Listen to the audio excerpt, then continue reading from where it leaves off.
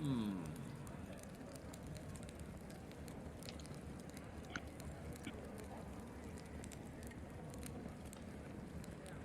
All right. Oh, fuck it. There we go. This. Is it weird? The more I prepare sessions, the less prepared I feel. Eh, Good Oh, God. you're not alone. it's a common thing, apparently. Okay. I think everyone's loaded in. Let me see. 1, 2, 3, 4. Okay. Here comes that D6. Whoever's gonna be our magical recap storyteller for us. You know, same shit, different toilet. And we're gonna get going. Yeah, it is. Fuck! It's a 6. That's me. Oh, God damn it! I did it last week. Hey, at least nothing really like massive happened. You can Yeah, probably if do it. it was a don't laid sound back good. session, and that was by design. Yes. Oh my lord! All right. Most previously, on our last session, we were outside of the Brazier Tower, where they had concluded speaking to the Icon of Veneration's severed head, and convening with Silky. The party decided to find a place to lay low along the beach. However, this idea to lay low was cut short as a beachside stroll was interrupted, happening upon a shipwreck, for which there was a large stone, and atop it was a strange, curious gentleman in an emerald garb playing a lute. Upon further investigation, the way this individual spoke was rather telling, as he knew the party, as the party also knew him, and Anthosea revealed himself as this mysterious stranger, come to visit the party and question their abilities, given that the last time that he had entrusted faith into them, they were one stronger, but no longer. Eh. And gathering a few words exchanged from either side, the dragon made a passing remark that a scrying eye was peering down at the party and offered to remove it and pluck it out of the air in exchange for further humoring him on his experiment with the radiant stone that had been given to him upon last encounter. The party agrees. The scrying eye is destroyed, and those who carry the ascendant souls within them touched the stone, and it seemed to glow brighter than before, releasing a significant expulsion of energy throughout the seaside. It, of course, animated the water as a result, with some elementals being less friendly than others. Some dance moves were broken out, and a fight with a tidal wave occurred that the party somehow won. Gathering themselves and returning back to the Outlands to figure out how to get inside of the city, they happened upon a series of Warforged who were willing to help in exchange for some parts to renew themselves. The party took upon themselves to sell some loot for some extra bits of cash. Some were more successful than others, and repairs were made to the Warforge, who then assisted in assaulting a gate. In the madness created at this gate, thanks to our mechanical friends, the party slips into the gate before it shuts completely, allowing entry to Aurora South, where the party finds themselves staring up at a brilliant city skyline, which is dwarfed by a similarly enormous pylon that is shooting off a brilliant purple beam off into inner Helios that seems to mesh with the core of the planet, where everyone finds themselves in the city streets, free to act as they see accordingly. Well, the last thing that we heard from Fulcrum was follow the path to the Great Star, and there you'll find me. We don't really see any signs of star around here. I mean, maybe it's more of a symbolic type deal, less of look for a monument. Maybe it's a name. Star.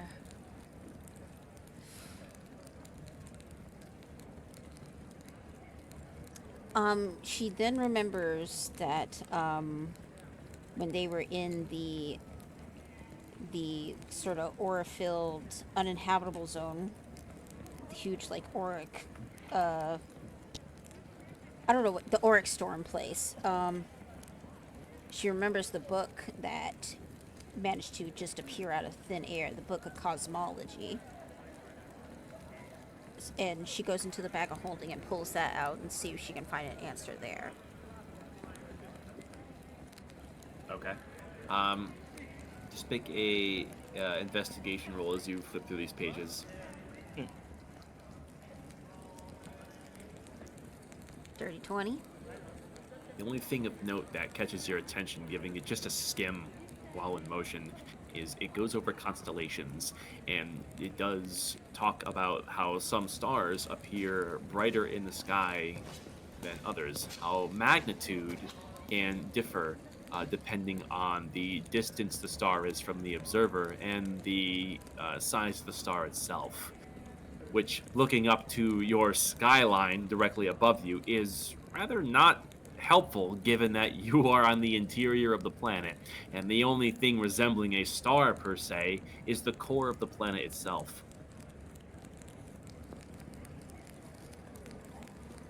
It's a matter of perspective. And some appear brighter than others.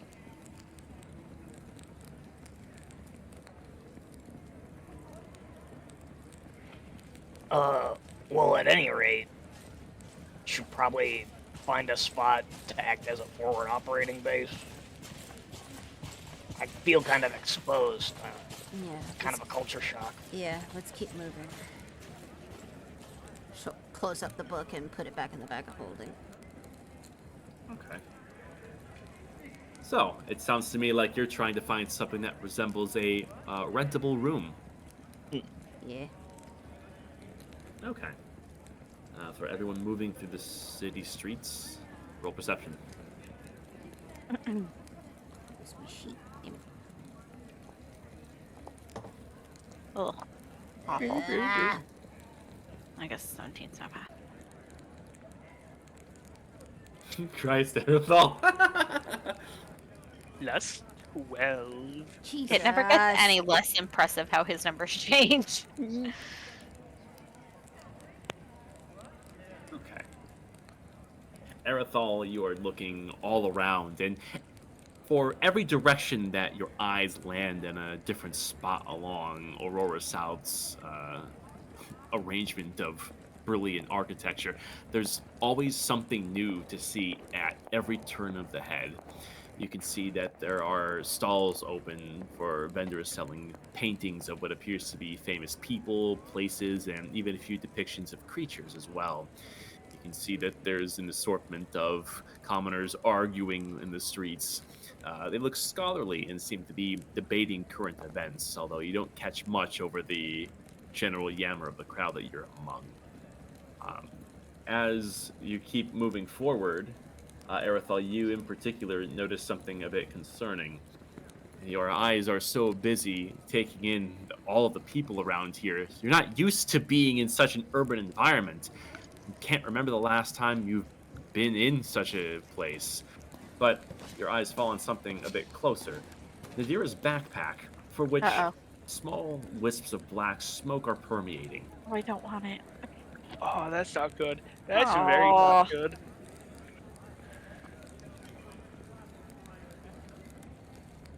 Oh, am I coming through fine? Because it just said my ping skyrocketed to 5,000. Yeah, you're I good. can hear you. All right, sorry.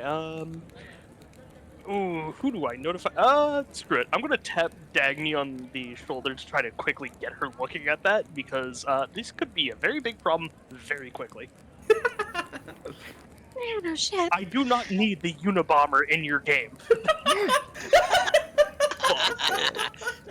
It is time to genocide, my friends.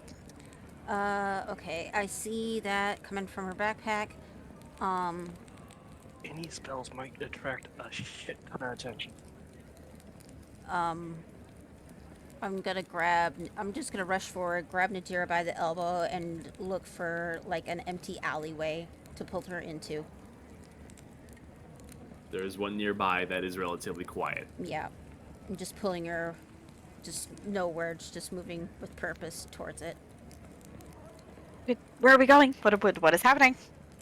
Backpack smoke. Oh,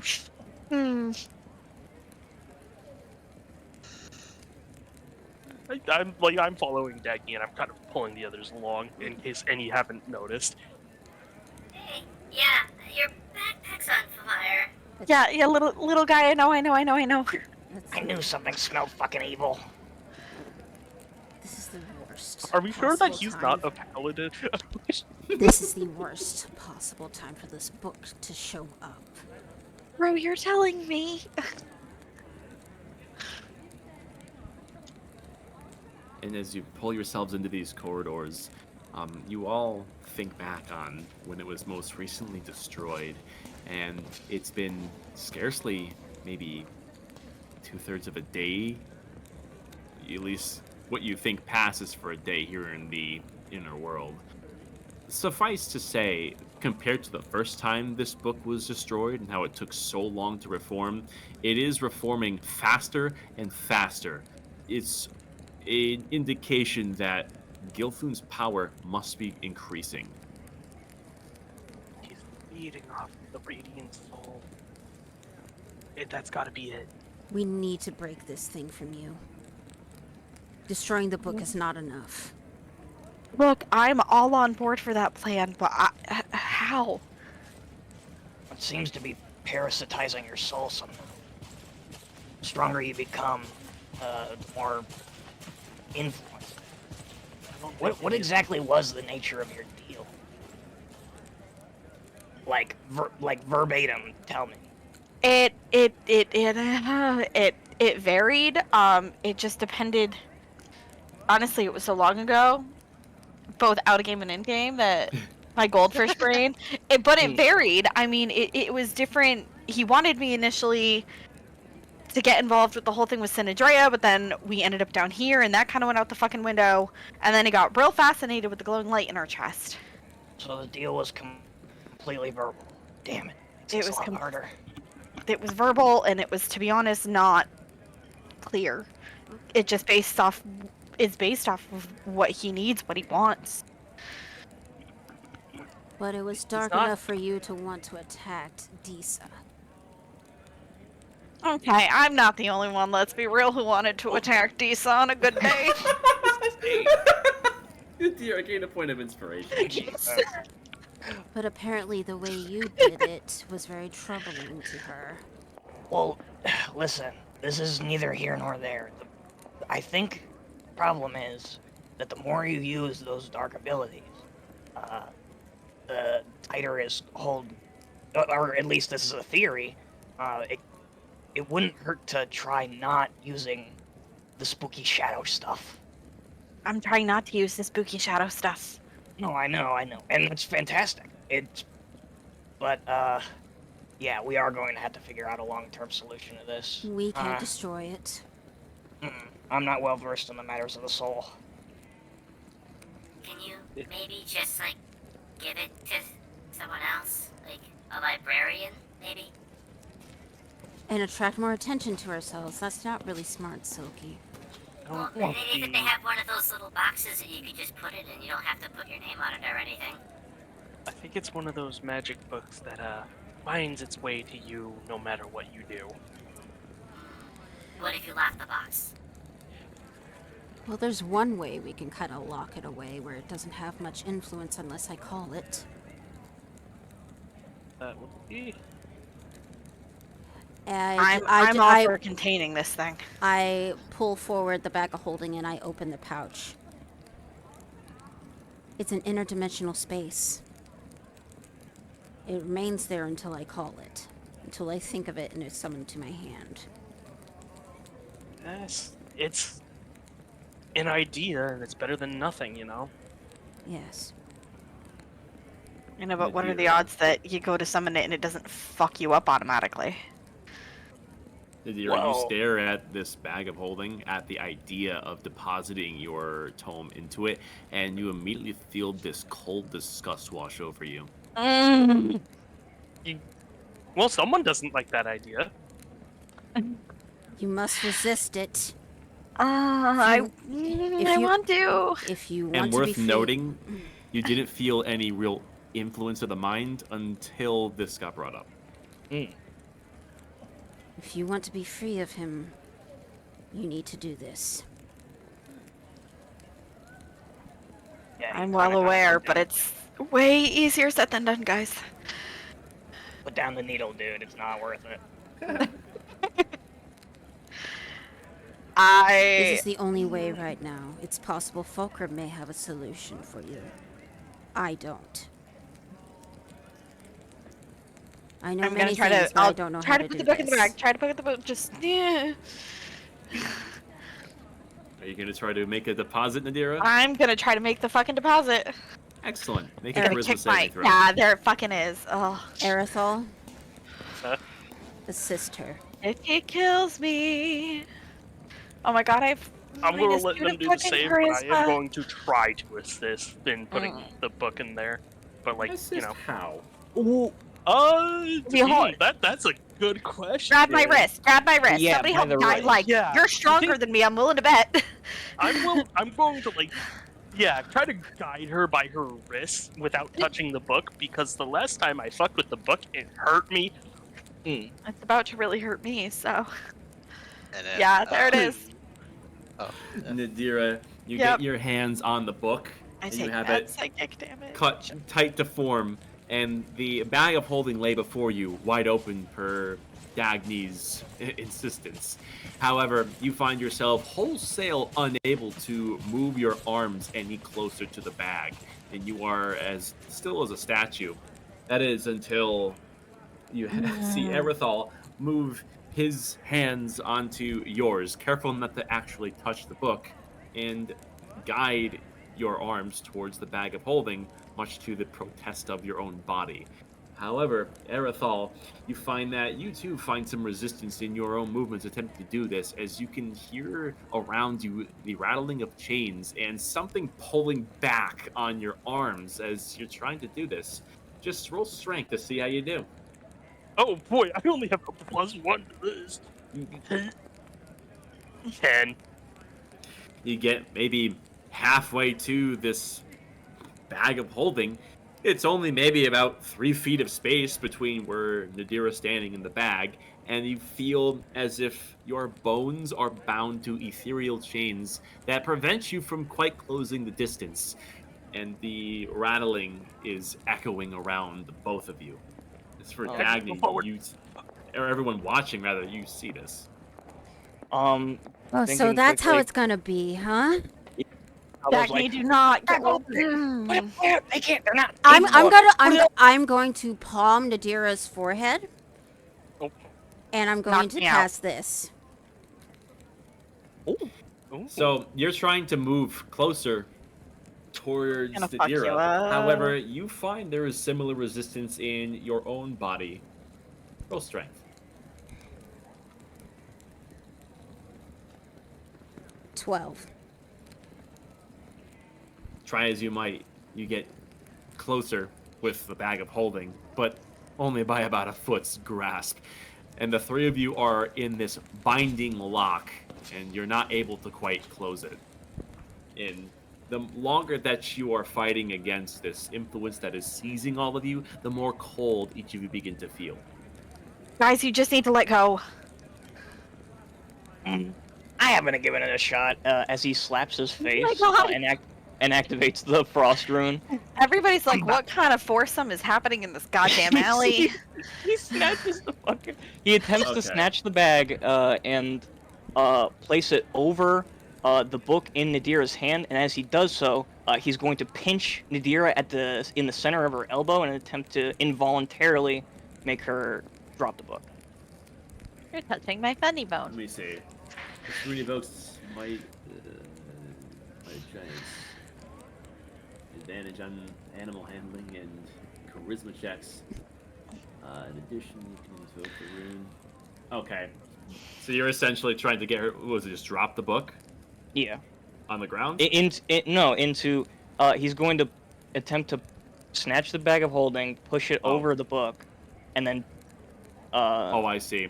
basically, yeah. All right, so you're essentially trying to close the distance as well, in short. Okay. Hmm.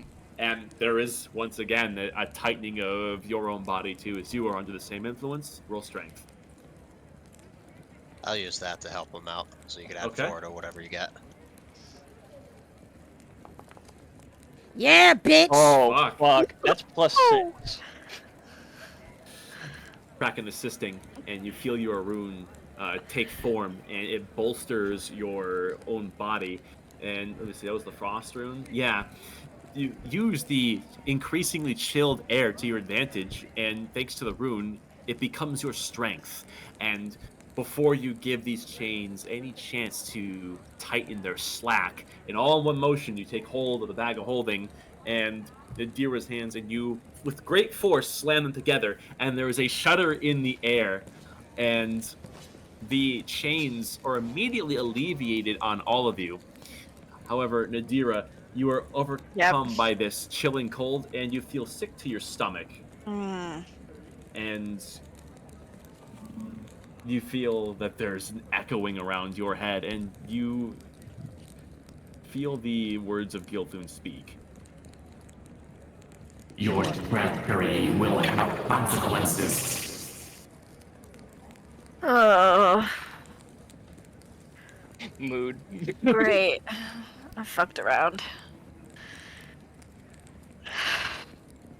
Well done, my lord. So take the bag of holding back from him. That was unusually cold and actually had an effect on people other than Nadira, Mm-hmm. which is concerning.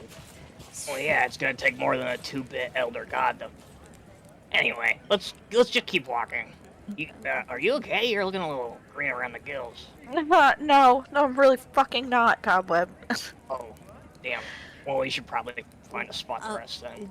One moment. Gonna try and use the.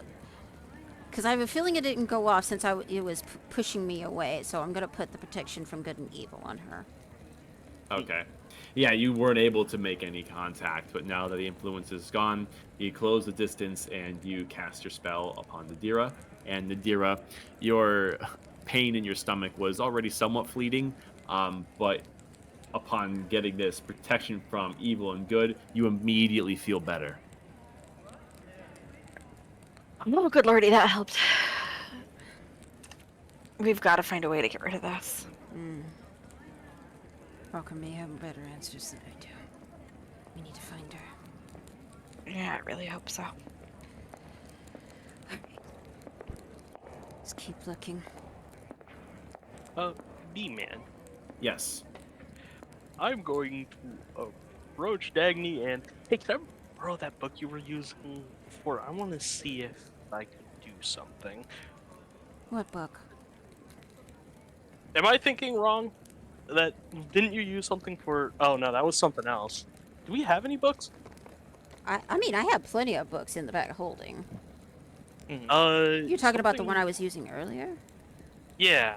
Sorry. Yeah, I didn't know the name of it. No, it's fine. I pull it out, and it basically has cosmology on the front of it. So Can I try to cast this beam? Ooh. It just said in a book worth 25 gold piece, and I don't know if this qualifies. I just To the right seller, the threshold for 25 can be met with this. Given that its knowledge is very uncommon, you don't, if it had limited prints, it certainly seems like it's from the previous world. So yes, this is able to be worked with on that. all right. Anyone And- have any personal? Yeah, the word brain. What skill do you guys think I should do? Just like out So- of character. If you're gonna go through the book, it was investigation. It would be to- investigation that this would affect. Yeah. Any book really that you're skimming through, investigation, more or less, unless it's Oh like, yeah, strictly no. magic. I was just using the book as a material. It doesn't use up the book, but it was just I needed the book to cast the spell. I know. So I'm going to go ahead and just edit my sheet and give my. This is only for an hour, so I'm just gonna yeah. Yeah. Oh, I'll roll investigation just because I can. And adding +4 to that would be. We go off the 9, right? No, Well, because I have a it's minus -1 1. It'd plus be 4. +3 instead. So what is that? 11? Yeah. Yeah. Okay, so you rolled an 11, and you're going through this book. And what exactly are you looking for? Anything related to stars, I guess? Just like Dagny? Question mark. Yeah, just anything she might have not seen, even though she definitely saw everything. Mm. More than me. Saw more than me. So you take everything that Dagny has already covered and look in other areas, and there is a section that does talk about some cultural significance to the depiction of stars, and you can see that there's a few different representations outside of what is accurate to the night skies. There's a series of mostly pointed spherical shapes. They remind you of the 8-pointed star of a compass, which is also mentioned. A compass star, if you will. And you can see that there are derivations of that with different numbers of points on the star. And there's a few different doodles that go over iterations of how stars are shown from Dragonborn culture to Dwarven to Elvish, and you do keep these symbols in mind to the best of your ability. Alright, I will relay that to the rest of the group. Could be a cultural thing. Typically, shapes like that, when referring to directions, there's usually a plaza. Kind of gives them a What if better the Great sense Store is just stars like north? Mm. Thing is, we're inside the planet. It's hard to determine where north is. That is a good point. And they say that it's always shifting, so north could change at any time. But I think if we find a plaza, there's possibly... It's possible there may be a compass, like star, in the center of it. So... it's one way we can try and look. Yeah, I guess that could work. But, I mean, at the moment, well, we need a spot to work out of. We're nowhere near prepared for this meeting. Alright. Yeah, I agree. We're all really kind of fucked up. Yeah.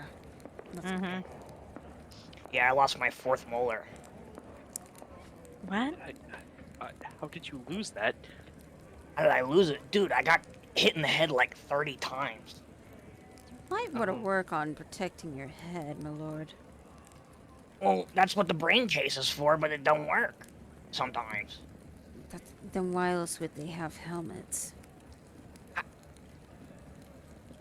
Okay, even if you have a helmet on, getting hit in the head with a blunt object is gonna hurt. It still lessens the damage. It could have been. Well, yeah. I mean, I'm not saying I'm not saying I'm not glad my head wasn't turned into paste, but also I like my teeth. I feel like it's like helmet and like padding within the helmet. Mm. Okay, We're off topic. We Talking, should probably find. to everyone that's talking amongst themselves, there is something of an interruption. You can feel it in the air before anything else. Given that you recently were in an uninhabitable zone, you know what a sudden spike in aura in the air feels like. And that's exactly what suddenly overwhelms your skin. You feel your hairs stand on end, and there's a flicker of radiance quickly through the air, and you feel and hear something as well. You look over, and this feeling is originating from the direction of the giant pylon, at which you look up overhead. It's flickering, and you can see that its trail to the core of the star is faltering for all but a moment, and white wisps of a familiar energy ripple throughout. For the briefest moments, a quick fading flash of cosmic energy ripples out from the center of Helios. And many people in the streets see it as well and are stopped in their tracks, curious for what that just was. Okay, so that's not normal around here. Good to No, know. no. No, not even close. There's that connection to the core is faltering. As for Kraken, that brief white wisping energy around the core, you have never seen that before and really don't know what to make of it. As for everyone else, you do recognize that that was cosmic energy. Could it be the thing in the northwest is affecting it? Looks like the Utopia is facing an energy crisis, or bordering on it. Well, they're basically pulling energy from the very core of the planet itself. Does not surprise me. You guys don't think we did that, do you? No. No. It was bound to happen at some point. Why else would they come to the surface trying to get energy from us?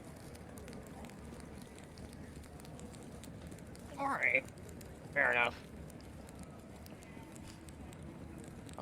Cobweb is gonna keep a sharp eye out for any sort of like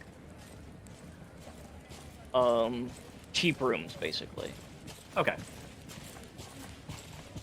With that strange occurrence now passing, you continue forward. It's almost about a minute's travel before you can see the nearest inn. There is a building, a bit older in its make, of wooden logs and a stone foundation, with a large hearth on the inside and two wide open, large double doors. The familiar smells of tavern life, and you can see there's plenty of upper floors that go up quite a good ways. It's a bit more vertical than your typical tavern that you've seen previously, but you think that this would be an excellent place to find a really decent condition room. What about that spot? It's worth a shot.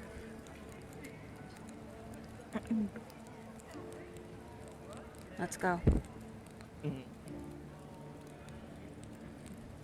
Yeah, All right. Cobweb. Give me just a moment here.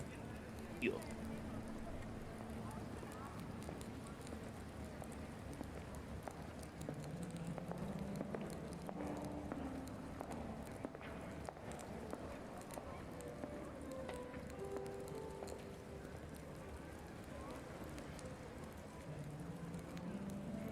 Huh. Neat. I seem to have misplaced my tavern battle map. Wow. Or not battle map, but you know the the Image. Art. One. Fuck. Mhm. Where'd it go? I have too many folders these days. God damn. All right. Well, in either case, this tavern, walking in, it seems to have a higher emphasis on room and board versus being a lively place for drinks and food and more of that lifestyle. Although there is a small kitchen and something of a little dining area where you can get small meals. And there's this dragonborn who's working the counters with these green scales, and he's cleaning things off. Looks like he got him at a good time where it's rather quiet. And you can see that there is pricings up on a listed sign that you can rent out a pretty sizable room for 20 gold per 24 hours. Well, I could definitely pay that. All right. Did we make? You do so, and the Dragonborn quickly would accept your payment, and he would chuck you a key, and doesn't give you much conversation, and gives you brief directions on a room to stay in.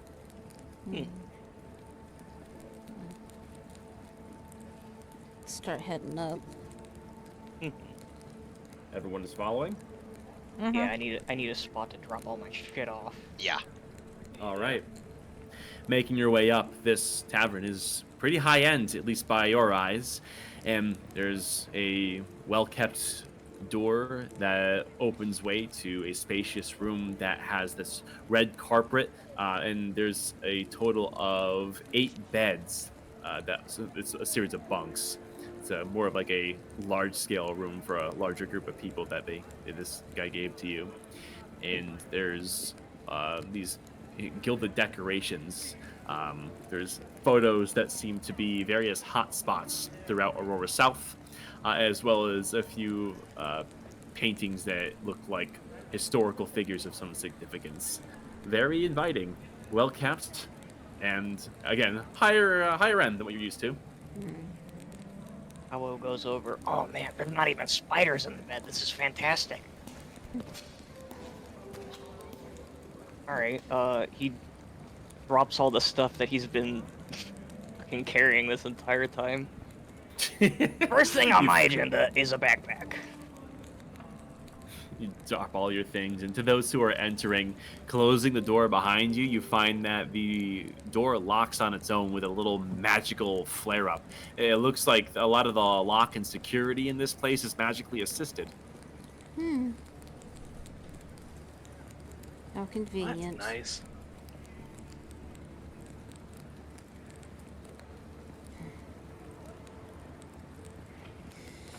So, regarding the pictures of hotspots and whatnot, Cobweb sort of walks over to the frames and begins scanning them for anything that might vaguely resemble a star. All right. You take a good amount of time to look at all these. It seems like this room's theme is exactly that. And you can see that there's quite a bit of interesting architecture. There's these large cathedrals that tower higher up than most. And they have a series of similar architecture to one another. There's these sprawling rivers that seem to channel throughout the place, big enough to where ships are able to go high and low. And there's one particular image that catches your attention. After a while of going through some rather innocuous photos of some admittedly impressive scenes, you come across a large open square where 2 enormous statues are stood next to each other, shoulder to shoulder. And there's something about this that has familiarity. The large statues of the twin kings, King Leandros and King Sidonis. Rather than in their battle armor in these giant statues, they're in more humble robes. It looks like this may have been a appearance from long, long ago when they first established themselves. And so they're shoulder to shoulder, and their 2 close hands are together, holding up what looks like a small observatory. And atop this very conical ceiling of this tower, there is a large sphere with 8 larger points going out quite a ways. Star-shaped, if you will. Fucking great stars right where the statues are. I think I found something, guys. What do you see? Check it out. He sort of passes the, I guess, brochure pamphlet. Yeah. Well, I don't think things get any more obvious than that. Yeah. I figure the future seeing, oh, I get it now. You're watching right now. This is so dumb. God damn it. She's reading us like books! Well, she is a startographer after all, so... I'm a very boring book. Dude, what do you mean? We've done tons of exciting shit. No, I am a very boring book. You guys definitely more interesting than mine. You coming up with an ability for people to regain their limbs and pulling power from their very own soul to be just a boring book? Well, when you isolate little things like that, yes. Most of that was me spent hunched over a desk, basically just reading and writing. Yet you chose to share that part of your story with us, so I don't think that is a very Because it's the most interesting part. I mean, what do you want me to do? But yeah, it may be the most interesting part, but the journey to how you got to it is the fun of reading the book. I guess that's a fair point. Well, Yay, friends. Anyway, I'm gonna go buy a backpack. don't go Can I get alone. some scratch BTW? I only got like 15 gold.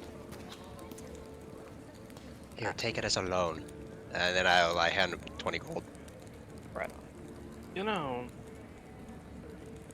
No, never mind. I don't have the spells for that. Fuck.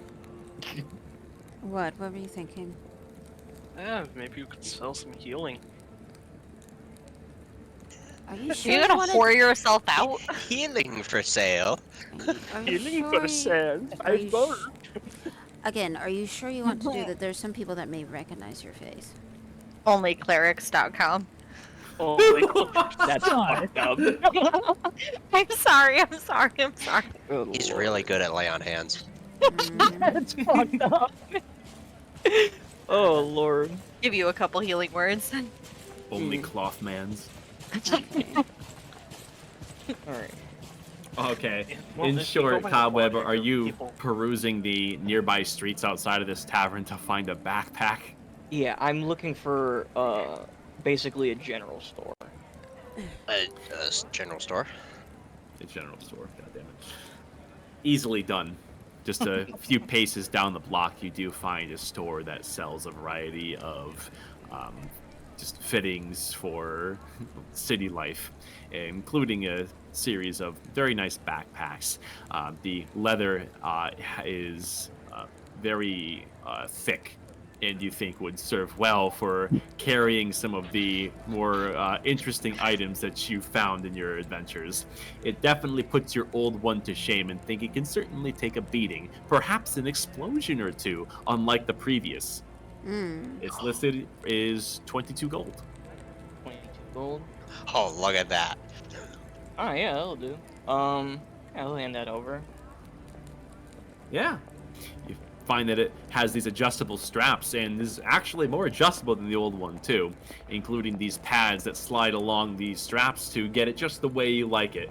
And easily done. You hand the gold over to the shopkeep, and he even offers to fit it for you, to which he shows you how to get this just to your size, as a lot of these straps get pulled on quite a lot, given that you are a bit smaller than the person that you typically tries it on, but it feels like home. Not bad. The human working the counter gives you a smile and a nod, but he has these circular glasses and a scraggly beard, and gives you a series of kind of dorky nods. It's gonna do. It's gonna good. It's gonna look good for you, no matter where you go. Yeah, right on. Anyway, he's going to pull out a piece of the white dragon leather, and he's going to attempt to draw the statue of the Twin Kings. Where can I find this?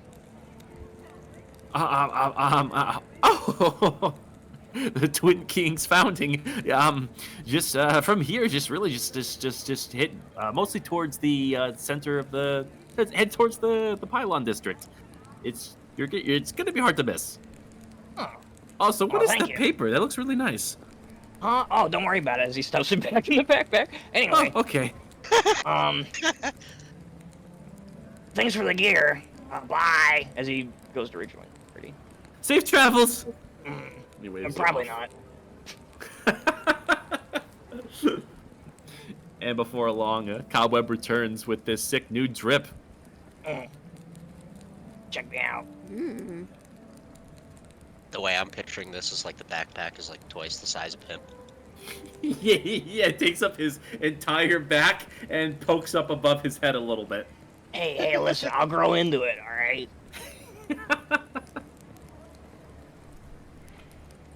All right. And with the room to yourselves, everyone has a chance to sit down for as long as you like. There is peace within these walls. And unlike previous places for which you have traveled, you are free from worry of having to keep watch, for there's no monsters lurking these streets. And I'm assuming everyone wants to long rest. Yeah. Yeah. Oh, Hey, fact yeah. days. I was gonna posture that technically. Mm. If we are heading to an observatory, so if we long rest, Yeah. technically we should be able to like, it'd be like they just opened or something like that. Yeah. So probably be a better idea to go at night. Mm. Yeah. Here, I'm gonna use that. Don't waste your resources. Ooh, right on. I have to use a 4th level spell slot because that's all I have left. Mm. Ooh. There we go. Beep, boop. Yeah. And then yeah, Kraken will just walk his way over to. Did you say there were bunk beds? Or Yes. just like regular beds? Oh, Okay. There's a series of 4 bunk beds, so there's 8 beds in total. And they are quite large and spacious, and they have, like, dividers and all that. Yeah.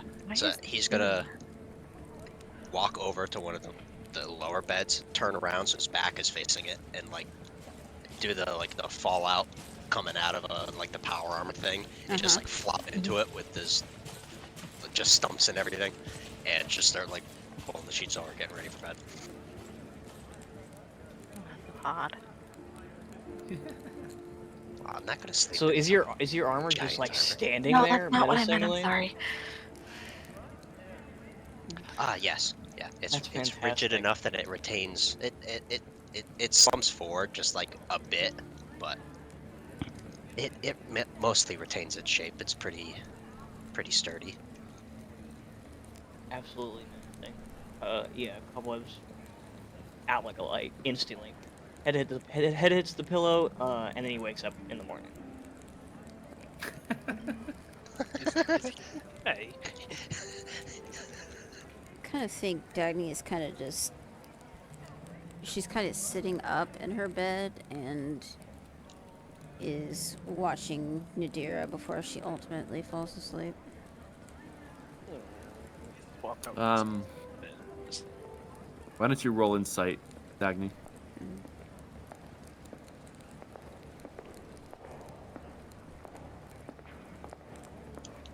19.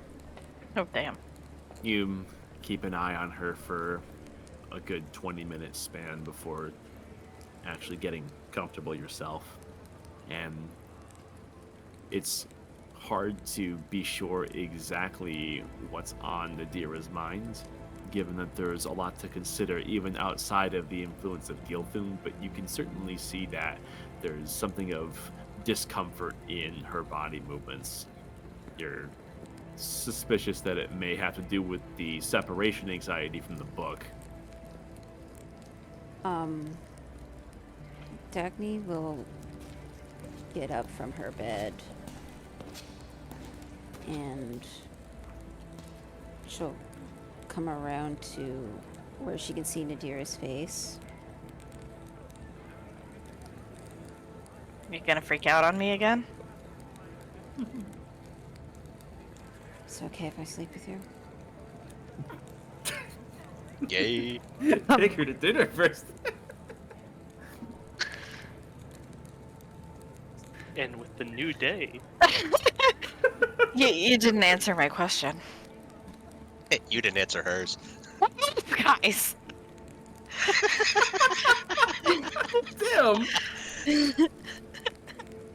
Me.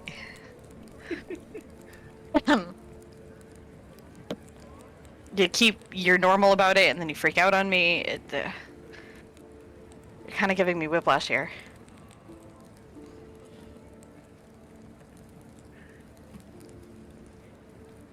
I just want to help in any way I can. You can help by not pushing me out. I'm just as scared as you guys. Probably even more so. I'm not trying to do that. I just don't want to see anybody else get hurt. Neither do I. We're on the same page here.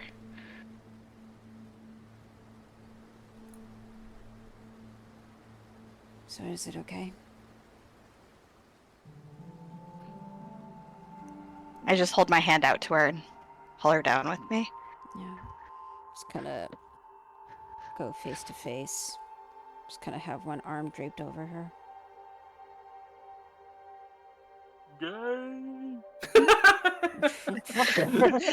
just like Aerothol's Says like a the top bunk furry. further away. You have no room to talk. Mm. All right. See, beep, boop, bop. We are adjusting our spells. I now heal because I got the shit beat out of me. Yeah, Change and my yeah, spells out everyone too. finally gets a long rest. Well needed. Alright, what spells do I want to flick around? Pass without a trace. Why would I turn that off? Hmm. Never. I'm Take sure off it's fine. I Who take balls that you, boy? down. Heavy armor. Dunk, dunk, dunk. You just want to see me roll negative on my stealth, you mother. Imagine if that's what it did. Like, if you failed your roll, it took away 10 instead of adding. Bruh. Can you imagine? Just like you want to fail? Well, now you're gonna do it critically. Mm. Oh, that'd be hysterical. I don't know what we're gonna need. Where are we going to today? An observatory? Yeah. We're going into the nerd house. Nerd house?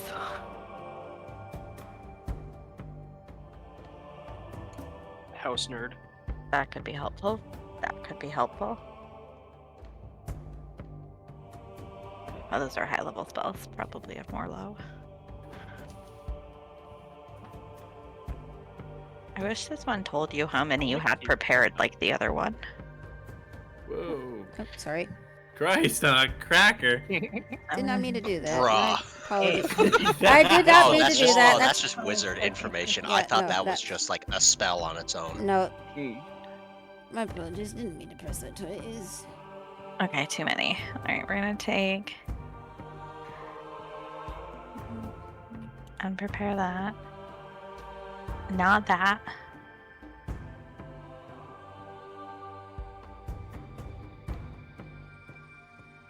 Okay, So let me know when you guys are set. get rid of that I am all set. and that. Keep that one though. I'm already. Also, my divine intervention has refreshed. Uh-oh. Let's go. Call down a smite upon your enemies. You're what refreshed? Divine intervention. This means I can Oh, that thing. God to intervene. I'm in danger. I can go to mom, tell them that you're being mean to me. Oh, that's the judgment thing. Yeah, just make Mom sure it said doesn't it's- kill you on the way out. Mom said it's my turn with infinite power. My turn is my turn with the human off button. Look, Yeah. let me just die while I do it, okay? The only reason it was taking so long was because I had a successful divine intervention even before absorbing the power. Mm. Any other time, if it fails to work, it has like a. Is it a long rest or a short rest? It's a long rest cooldown. Otherwise, it's 7 days or 1 week. Mm.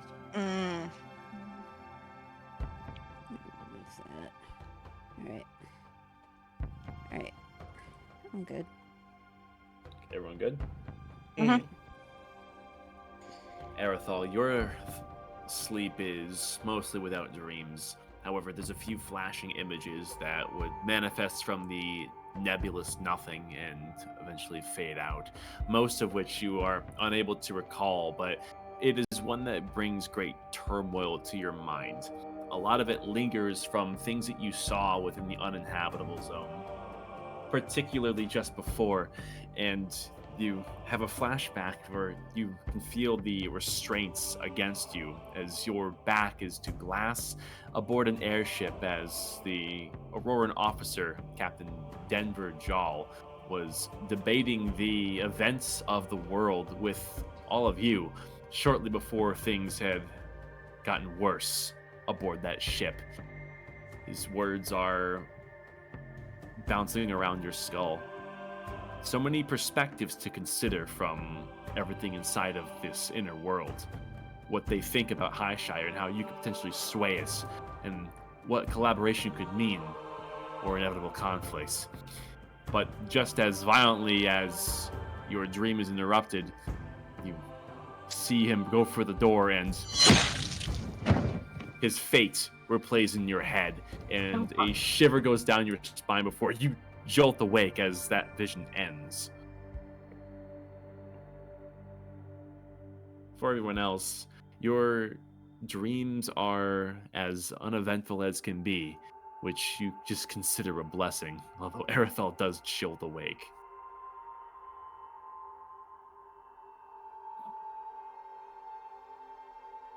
Ooh. Well, I gotta say, this beats cave gravel any day of the week. Holy shit! I agree with you on that one. Like All right, Daddy's, everybody. Daddy's like not purposely waking up, just snuggles into Nadir, all warm-bodied. Gay. Get up! Mm. Hey, we have to go. We have to. We're going to that observatory. The nerd room. But this is like the nicest place we've ever stayed. Well, it's not like we're not coming back. Yeah, we have this room for like what, 24 hours? Yeah. Yeah. As long as we make it back in 8 hours, we get another 8 hours. I'm just gonna like flop out and just drag Dagny with me. Ah, jeez. You flop out of bed and you land on this soft red carpet, and you feel like, with you still being a bit tired, you could just go back to sleep on the ground and it would be all the same to you. This is luxury. I like Hey, this man. place. I'm all cold now. Is Dang there it. any sort of check I could make while replaying that memory of the captain's fate? Because I know that every time that we've encountered her since she became or revealed herself as the Angel of Death, we've had feelings of dread in her presence. Mm-hmm. Absolutely. From the memory, do I remember feeling any of that before she struck? Like any, not quite spidey sense, but like, hey, this don't feel right. Roll history with advantage. Oh, Boy. Plus. there you Nice. go. Damn. Let me see. All right. Bless your you. Just Christ. let's see. Gotcha. Screams in the distance. Sorry. Extracts the brain. You think back to every time that you felt this. It's not just exclusive to the Angel of Death. You feel dread in the presence of any angels, but she's something of a notable exception to being especially strong.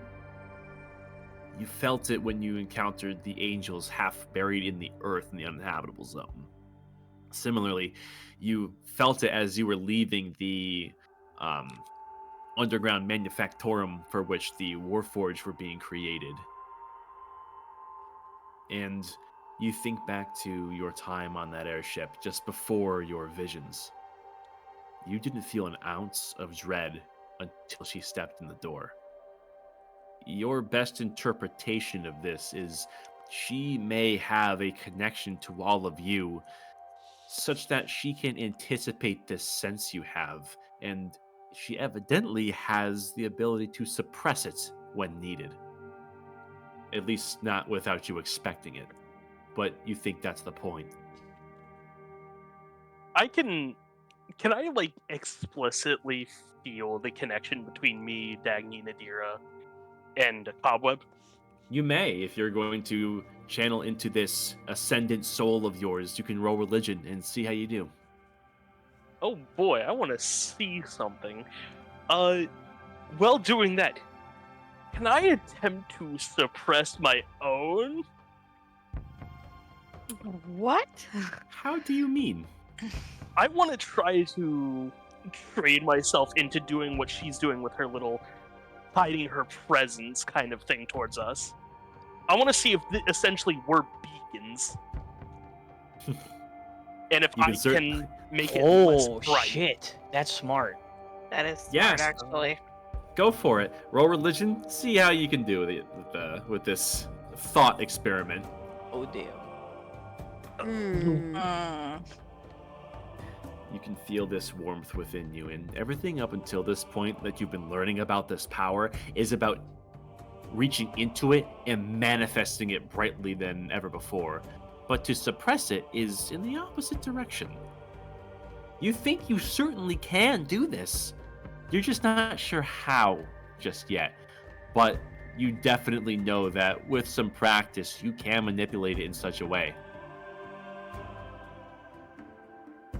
Perhaps if you passively try this over the next day or so. You try to pull a Without- free red with this shit. God damn it. I'm glad somebody else said it because that's what I was thinking in my head. God, Man, fucking. it's just like worst flavor. Unless, like, does he start glowing when he taps into it, but like tries to hide it?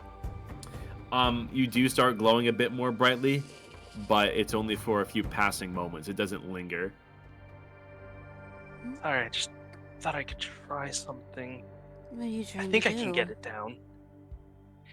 Well, I'm thinking every time we access this power, we're essentially becoming a giant beacon. And it's telling her, because there's a connection between us and her.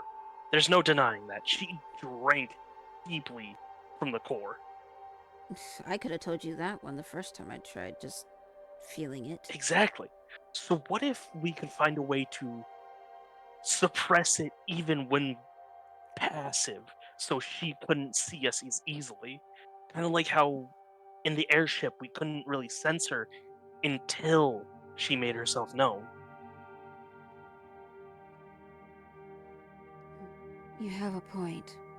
She's I- she's been with the power longer and she knows how to suppress it, so I think I can get it.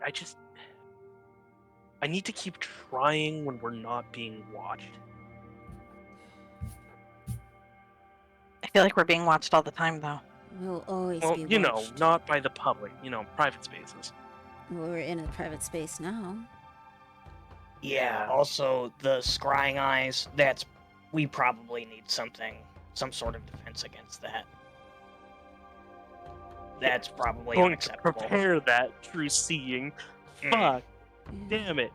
Hindsight 2020. Yeah, well, something like that. You either need true seeing to be able to see it, or you need a protection spell against it.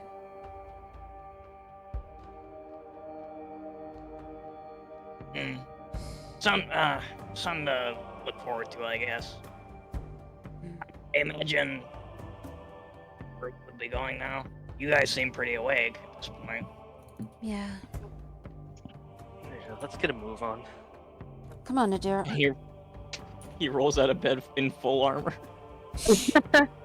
I don't mean to interrupt your intellectual powwow, but I seem to have gotten myself tangled in the sheets. Can somebody pick me up and put me in my armor? I feel so bad for laughing at that. Mm.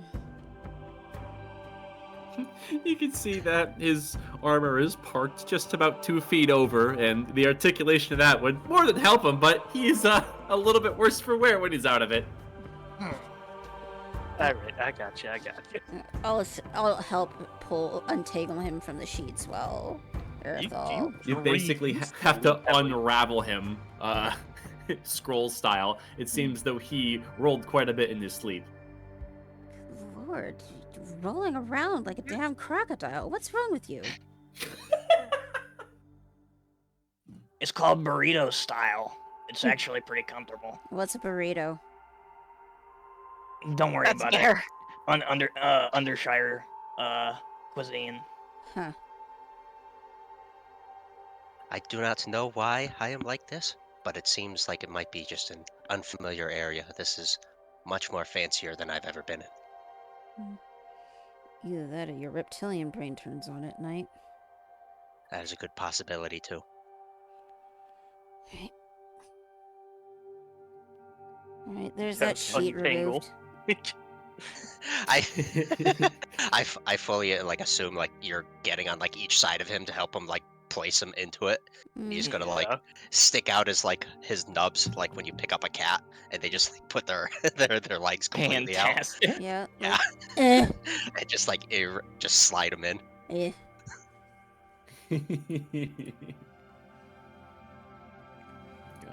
It closes up and he has got full movement and everything.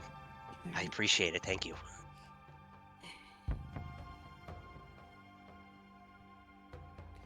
Alright. Yeah, we're relying on your direction, bud. We do not know our way around this city. No.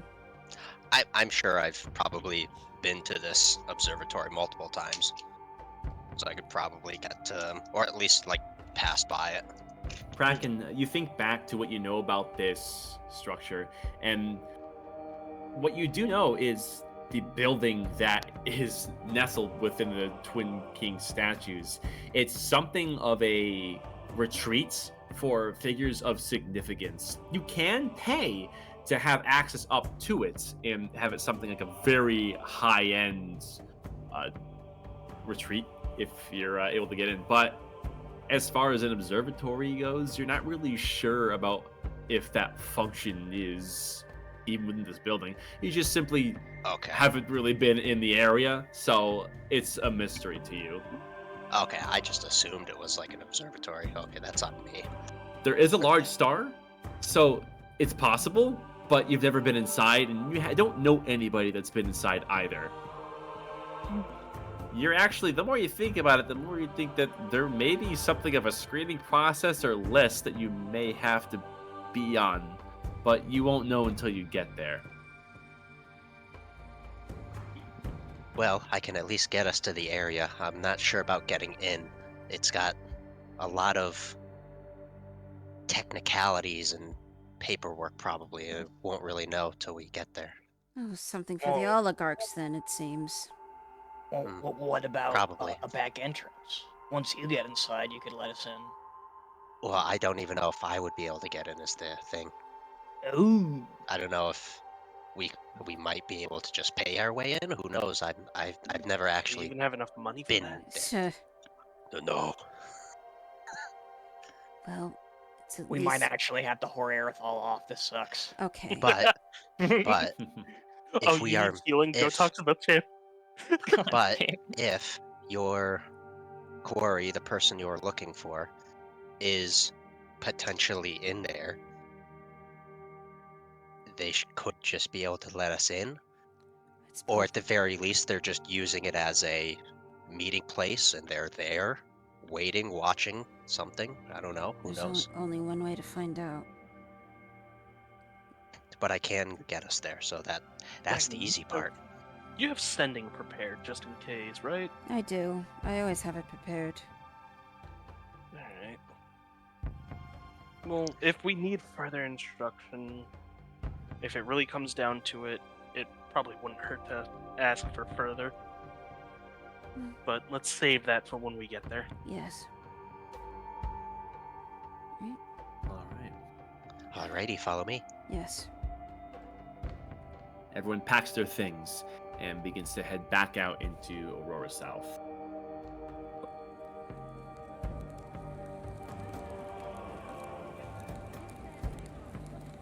Kraken leads the way, and there's some major streets that head straight towards the direction of the Great Pylon. And facilitating a direct route has never been more straightforward. Continuing on, you can see that there's a bit of a half crowd that is assembled as you walk by a local opening. And something does catch your attention as you walk near what looks like another one of those illusionary irises that is projecting some imagery that you happen upon. In front of it, you can see that there's a floating humanoid creature that seems to be interacting with the crowd to some extent. You can see a star trail coming off of its back. Rather than being arced up high like you're usually used to seeing, it's actually pointing straight towards the pylon. And taking a closer look as you close the gap, going by all this imagery, you can see there is a depiction of like an inverted globe. The entirety of Inner Helios is being put on display, and you can hear there is a narrating voice that is speaking over it. The brilliant world of Inner Helios, our home. It seems like paradise, but every stone has its unturned half, where a darker past lay lurking. You can see that it then flips and depicts the outside world. Ruins, fires, destruction, and angelic shapes sifting through it all, while these humanoid shapes are following after it in a cult-like manner. Angelic cultists being depicted in a rather artistic and liberal take. Beings like these search to this day to threaten our way of life, but humanity is smart, strong, and brave, just like you. And our kings pave the way for you to fight the good fight by becoming an Auroran avatar. And you can see that there's depictions of these avatars raining down and fighting back against these angelic threats. Rather propaganda display, and you can see the attention is all on this Spellbreaker class, which is, again, interacting with the crowd with an officer next to them.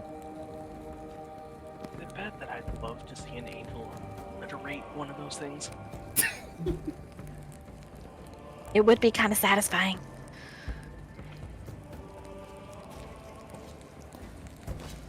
All right. Is everyone Using continuing a fucking forward? puppet for battle. Cowards. When you fight, you're supposed to put your life on the line. That's what gives you the edge. Using the destruction of our home and false propaganda to fund their war effort. Bastards. Damn those magic Republicans. How high up is this globe? The Iris? Yes. It's largely in the middle of something of like a little like park square, on something of like a 15-foot incline. I know that look, don't you dare. Well, that just depends. Is there enough is there enough of a crowd where I could cast the spell unnoticed? Now, this really depends on your definition of unnoticed, because there's people all around you. The crowd at large, interacting with this display and the avatar that's stationed there, all their backs are to you, but there is people in close proximity. There's a series of pretty dense trees that are lining the streets here, given this is a park area, so you think that would maybe be your best bet. What are you thinking?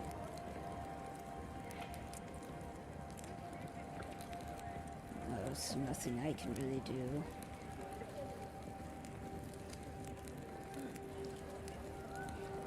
I'd love to shatter that to pieces, but that would attract notice. Yes, it would. There's no terrorism. It was a one-time thing. Either way, if things work out with Farseer and Falcrum, maybe turning the public's eye is within reason. Well, if this is still occurring, I imagine the Aurorans are a bit divided right now on their opinion. You just certainly can't say for fear of insulting their leader. We'll get what's coming to them. Damn. Others were thinking it. Oh, yeah, fair enough. She's not wrong. So Again, anyway, we come have to on. go this way. Kraken, you can Auroran tell says. the rest of the party is not used to this kind of life. And they definitely, the way that they're gawking at these displays is a bit telling of their lack of experience around here. It's almost distracting. But you do manage to shoo them away from this, assuming everyone is following after him and continuing on. Yes. Yeah. To which you, Kraken, you have some knowledge that there is some facilitated transportation. There's these very large workhorses that are pulling these large carts that can fit up to about 40 people. It's two of these giant horses that are some of the largest that you've seen in service. You think that they've definitely, from what you've read, they've been enchanted in some way just by the aura around Helios. And, of course, leading them on, you catch a ride and begin a cart ride travel towards the direction of the pylon, where you know you're going to shortly come across the Twin Kings founding, as it was put. And with that, let's take a 10-minute break. Sure. Well, Can't believe Dagny. Okay. And with that, everyone continues boarding onto this very large cart, for which there's a manner of different citizens of all different walks of life that are along with you, young and old. There's Tabaxi, there's a few Owlin who are off into the corner of this, who are staring around at various parts of the city. It looks like they may be new as well. Citizens about their day, as idle chit-chat fills every radial within you as the cart sets into motion. Looks like free public transportation. It takes a good part of an hour of these horse-drawn carriages to work their way along this large road. And bear in mind, this is an hour of being at a decent pace, too. It seems like the road architecture for facilitating all this traffic is quite well optimized. At some point overhead, you are actually jolted out of your seats a little for those who have heard it in a different context, but you do hear it.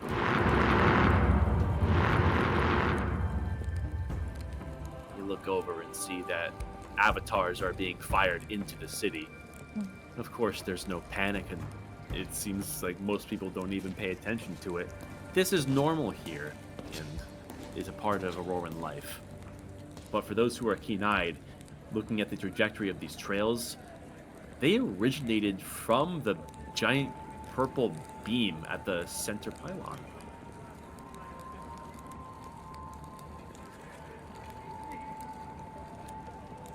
Is that that pylon is what's powering them?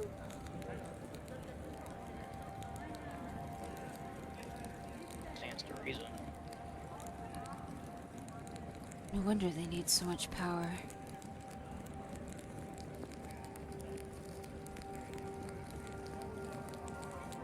There we go. Well, considering the fact that the angel can is from dozens of miles away, I'm sure it would be useful.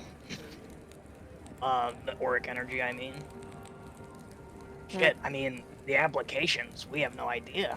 But they're drawing that power from the fucking planet, Cobweb. So are we.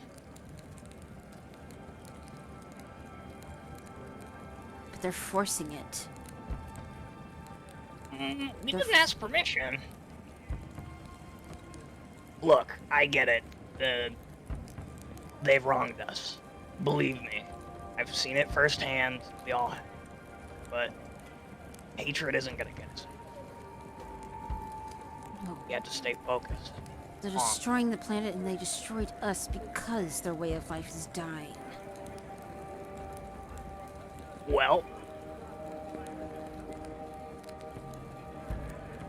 So what you're saying is that these people are people in crisis. Listen, we'll talk about the semantics later. Let's just get to where we're going.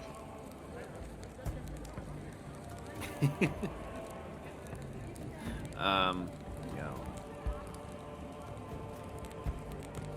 the rest of this hour passes, and city streets pass you by, giving way to a larger opening coming up on direction for which you're heading straight towards. And you can see that among the silhouettes of coming buildings, there's one that catches your attention as your destination is in sight. Two enormous stone statues of two robed figures with a familiar looking building held adjoined at the center between the close shoulders. Looks like a small tower, which again has a conical roof, which tipped is a very large pointed star. And the far hands of each respective king seem to be glowing with power. The king on the left has this auric blue glow that is radiating the nearby buildings with this gilded light. The king on the right's free hand has this raging fire, which is giving off a more warm light on the opposite side, a duality between the kings.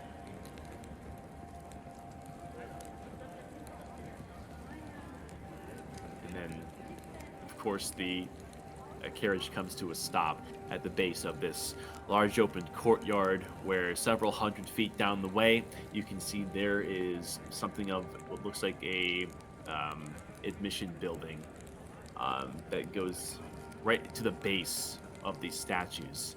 Your destination is dead ahead.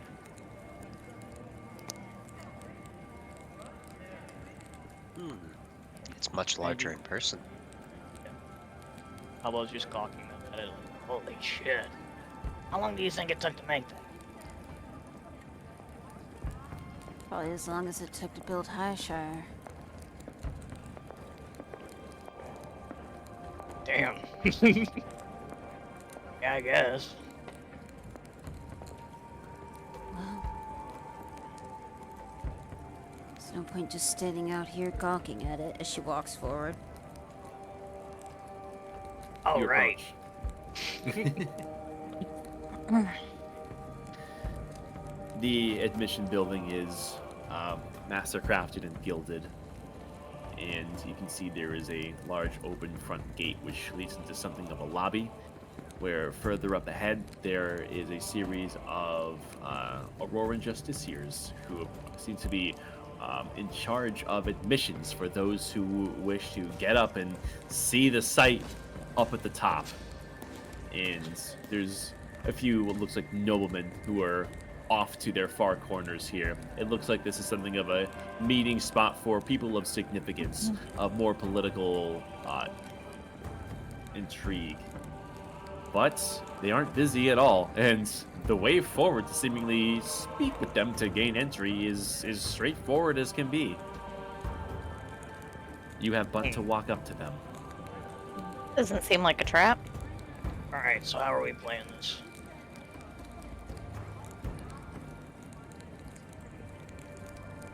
Well, how important is the person you are looking for? Very important. Well, do you think they would check in with their own name or something? Because No. that we could just ask and have them send them down if they are here or something? The Startographers had to scatter themselves to protect themselves from the angels. There are times when nobody even knew they were there. So, maybe it's best to ask first. So I will just kind of, if the lot of you don't mind just sequestering around me for a bit. It's not gonna, I'm not gonna be of much help there. Well, just kind of. Alright, fine, I'll disguise your ankles, I guess. Alright, and I just kind of turn away from the emissions, so they're not actually looking. And I'm gonna go ahead and cast sending and send a message to Fulcrum.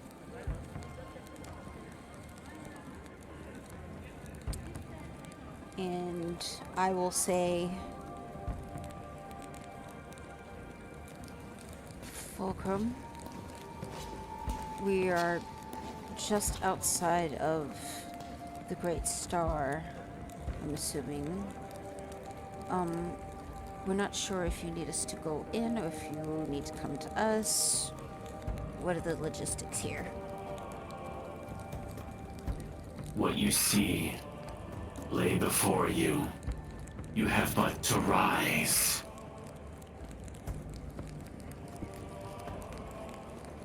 Yeah, that really helps. Well, I mean, if she's of importance here, I imagine that if she does have our best interests at heart, these guys aren't immediately going to blow our heads off.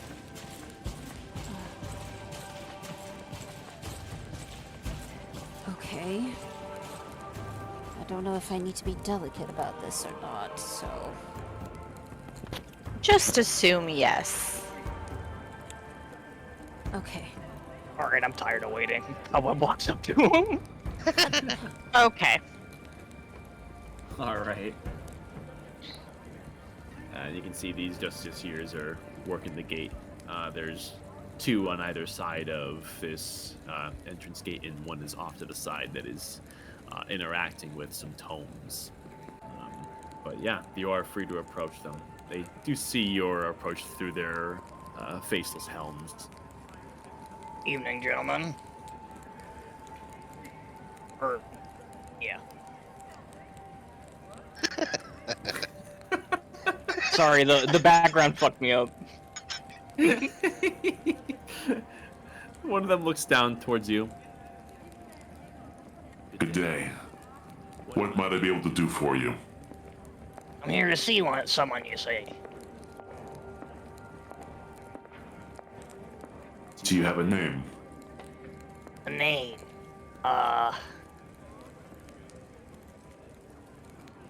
Fuck, man, now I'm having second thoughts. This sucks. Alright, Seemed like a great idea, didn't it? yeah. I believe we are here to see, or I am here to see the Farseer.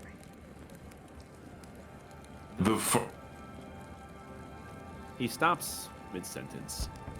And you can see that there's a odd hang in his body language. Why don't you roll insight, Cobweb? Ah, shit. I was assuming you were going to say Fulcrum's name. Anyone was gonna spring the trap, it was gonna be me. We already knew. Well, at least we know you can take a hit. Yeah. Yeah. 15. That's not bad for insight. Something is off with this guard. You can see that he's a little stiffer than he was just a second ago. And after a moment, he speaks again. Yes, of course. I have information of someone that matched your description. It was traveling companions who looked much like the ones before you, to let you through. Yeah, I figured. He gives a thumbs up to the group. If Fulcrum and the Farseer are the same person, That's what I'm assuming. Like, I'm gonna be... Okay. Yeah, Kraken will just walk forward and then go to Yeah. what You see either that like the- a stairwell or elevator system or something like that.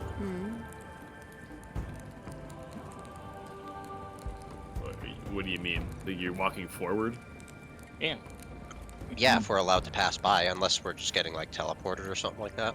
No, it's a gate to be certain that needs to open to walk through, and you can see that there's a similar stiffness that overcomes the other justiciars, and without further thought, they work the gates. You can see that there's a series of ledgers and paperwork that are nearby on some desks, and they simply close the books. It looks like there's something of a process that you would typically expect to have such close entry to a monument like this, but it seems as though they are waiving it all, and the gate opens, allowing access to a grand spiraling staircase. Okay. Cautiously walking forward. Okay. Oh. And is everyone ascending the stairs into the statue? Mm-hmm. Correct. Correct, but I'm going to keep an eye out for any possible traps. All right. Roll perception, Arathol. Oh boy, I'm good at that. Rolls a 1. I was gonna say. Ew. This bitch. 23. You ascend these stairs, and there's definitely magic at play with almost every brick. You can see that nothing is immediately implicative of a harmful trap, but it more so seems like this magic is designed to protect the monument itself. And before long, this spiral staircase goes higher and higher and higher, and the sounds of civilization are left behind you. It takes a good couple of minutes to ascend these stairs, and for everyone marching up around and around, it definitely gets you winded. But through these solid stone walls that are around you, you can hear faint humming and movements of heavy machinery. It looks like inside these statues there's more that meets the eye, but you're not sure what to make of it because, well, it's beyond your perception. Still, you continue and you can feel something of a breeze. It looks like there's light up ahead and is coming over to fresh air.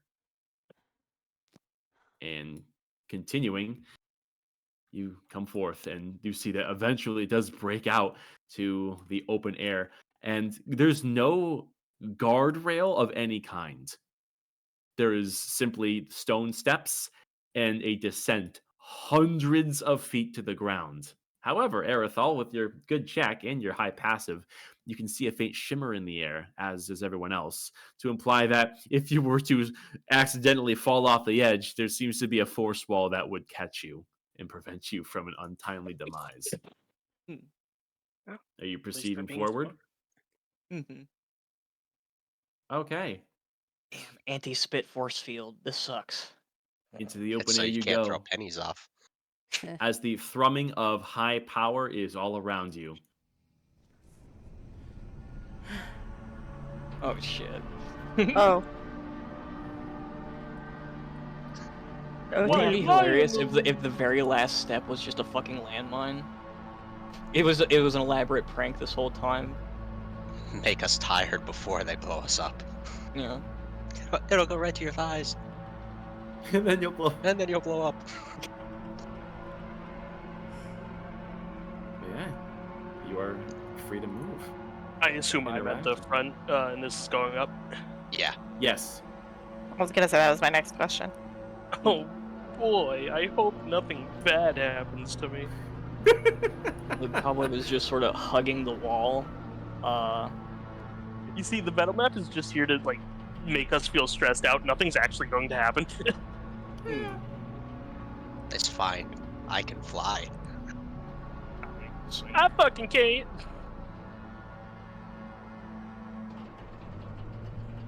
I hope Don't worry, nobody is guys. My scared of frontal heights. lobe will cushion the fall. You have to admit, this is a really nice thing. Yeah. A nice place. You can see approaching the top, there's a series of crates and barrels and some really rough scaffolding. It looks like work has been recently done to this place. And you can hear the thrumming and mechanical actuation come from inside of the stone. You're not really sure exactly why, but you think that these statues do serve a important purpose. Given the power that they're holding literally in their hands, you think that this is definitely a protected place for a reason. Quick question. Mm-hmm. The sound of this from this machinery, does it sound familiar to me at all? Roll history.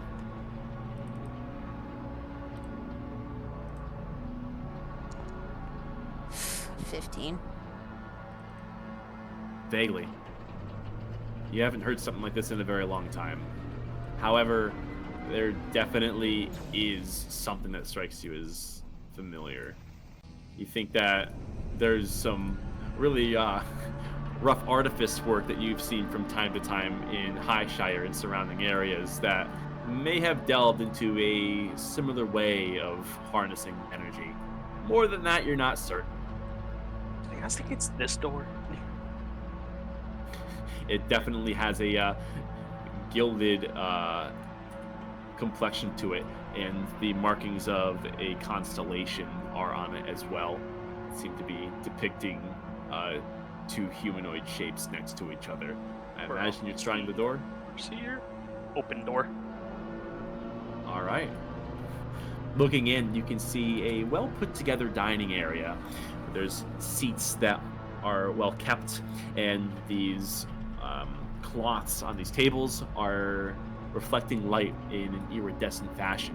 You haven't really seen fabric work quite like that before. And it looks like this is some sort of ivory that each tile is individually carved in a unique way. Well, in we go. All right.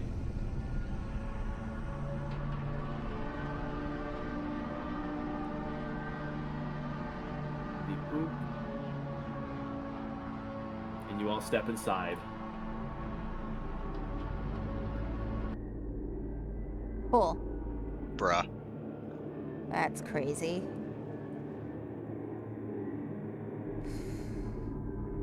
Do we knock? There's a faint hum that you can hear inside that's coming from all directions. And to everyone save for Kraken, it is hauntingly familiar. You can roll a group history check if you wish. Ah, Just like, wow, this place motherfucker! is fancy. Wow, you guys fucking suck. Hold on. It's like I can't Minus quite one in a place it. Like dream. I've heard the Oh, sound, okay. I just can't place it. I know I'm not part of the roll, but I'm going to roll anyway, just to see if I get higher than the rest of you guys. Okay, You sure. bitch. I'm imagining crits or some shit. Oh, You look, motherfucker! Fuck off! Yeah. Big ego moment. Okay. You can feel a resonation within your chests, and it's within the very air inside of this place. It just appears to be a small gathering area, but there's definitely a lot more to it than is led to believe at first. This sound reminds you of something, but exactly what escapes you. You just know that this place is more. I swear to God, if this is like a detachable fucking escape pod. It's just a giant mecha. Oh my God, they're piloting. All right, since no one else is, I guess I'll knock on the door before opening it. They're gonna deport us via rocket.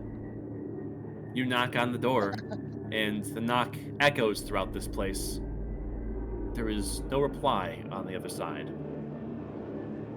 We're coming in. Please don't kill us. I'm going to try to open the door. All right, you try the door. Hopefully you're not naked in there. There's a similarly fancy side room here, and there seems to be no one here, with a open door just off on this wall. Oh, please. Yeah, that. Please tell me that the angel open, of death didn't get here fucking first. that open door just doesn't sit well with me. Enough horror movie tension, please move. Move, please. Oh boy, is anyone alive in here? You look around and there is simply no one home, but there is an active fire with a pot at station ready. There's a series of bottles that have all manner of very expensive looking ingredients, and every barrel seems to be carefully made by masters of the craftsmen that created it. However, it appears that you are the only ones inside of this structure right now. What is this? Anyone else feel like this is a trap? Yes. Well, the door did close behind us.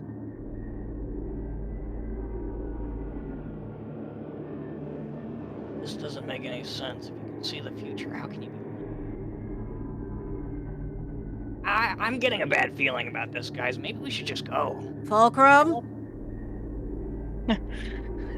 Dagny's call just gonna out. girl boss. And there is no reply. Well, However, someone is watching us. Nadira, your Me. eyes are falling all. Yes, yes, you. Your eyes are kind of darting around, and you hear Erithal in the kitchen. Dagny's calling out wildly, and cracking the cobweb in the other room, doing whatever they're doing. However, you feel this radiance, this warmth in your chest. It's almost in sync with the faint, powerful hum that you're hearing. And you swear you can see little tiny streaks of golden radiance leak out from your chest and dances in the air a little bit, almost in a pattern-like manner. Does the pattern seem to be forming a symbol or any kind of particular shape? Roughly, you see it start out from where you are. It travels straight across and then bounces into the room over here, close to the ground before fading away. And you can see there's small other offshoots that are going into a series of either straight lines or circular formations. They're kind of just all over. Oh, okay. I'm gonna focus on. Might be a bad idea. I'm gonna not like full dip down into this radiance, but I'm gonna kind of like, since everybody's doing their own thing, I'm gonna focus on the radiance in my chest and see if I can hone it into like a more particular like shape, direction, focus. I'm trying to think of the word I want to look for and I can't think of it.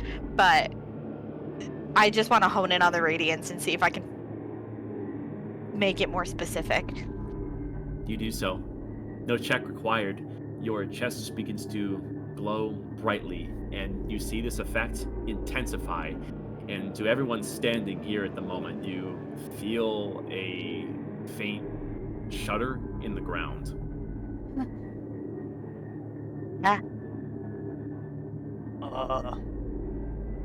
Okay.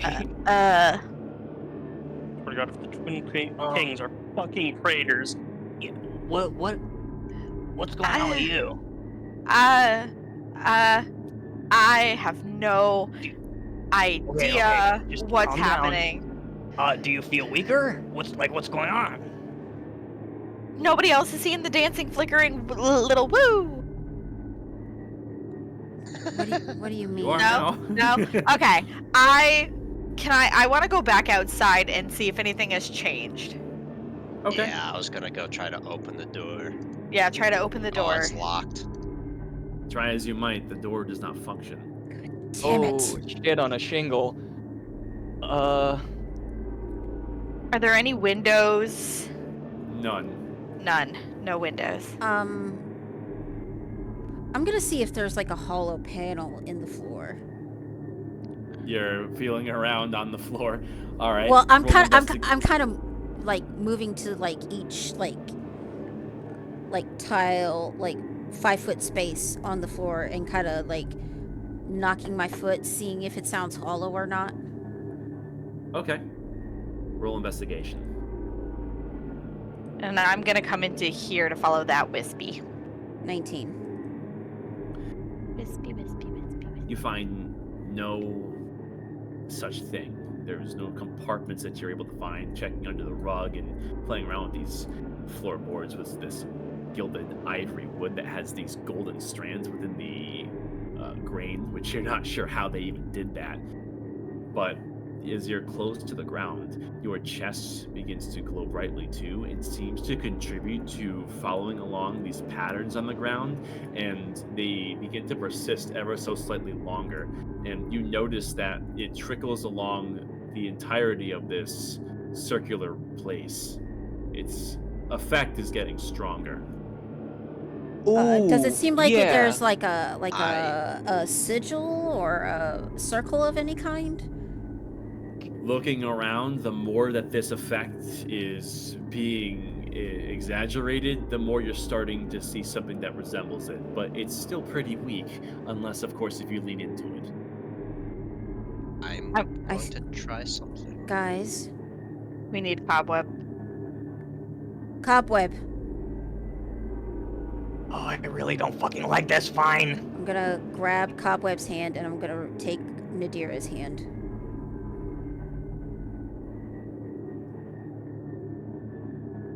Just gonna grab Aerithal. Not even gonna ask. Just gonna grab. Wait, you guys Fuck are yeah, we separated holding by a hands now? wall. What the fuck? Yeah, you guys. Yeah, Yeah. yeah, there's a wall there. Yeah. Yeah, so- there is a wall right there. yeah. But then I'm gonna We lean use up my then. spell Yeah. storing item to cast see invisibility. Specifically, I want to use like the ethereal plane part to see if that does anything for me. Okay. You do so, looking into the ethereal plane, and the entire floor here is glowing a brilliant ghostly white. You can see that there's these dancing triangular, circular, and square runes that are manifesting on the grounds repeatedly. Oh no, I've turned into Sam Witwicky. Fuck.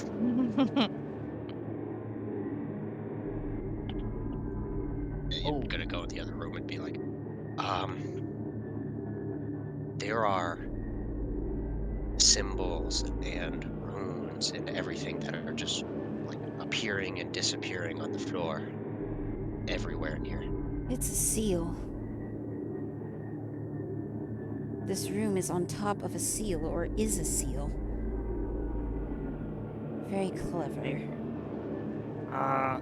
Can you try drawing some of the symbols? Maybe I can recognize what they're for.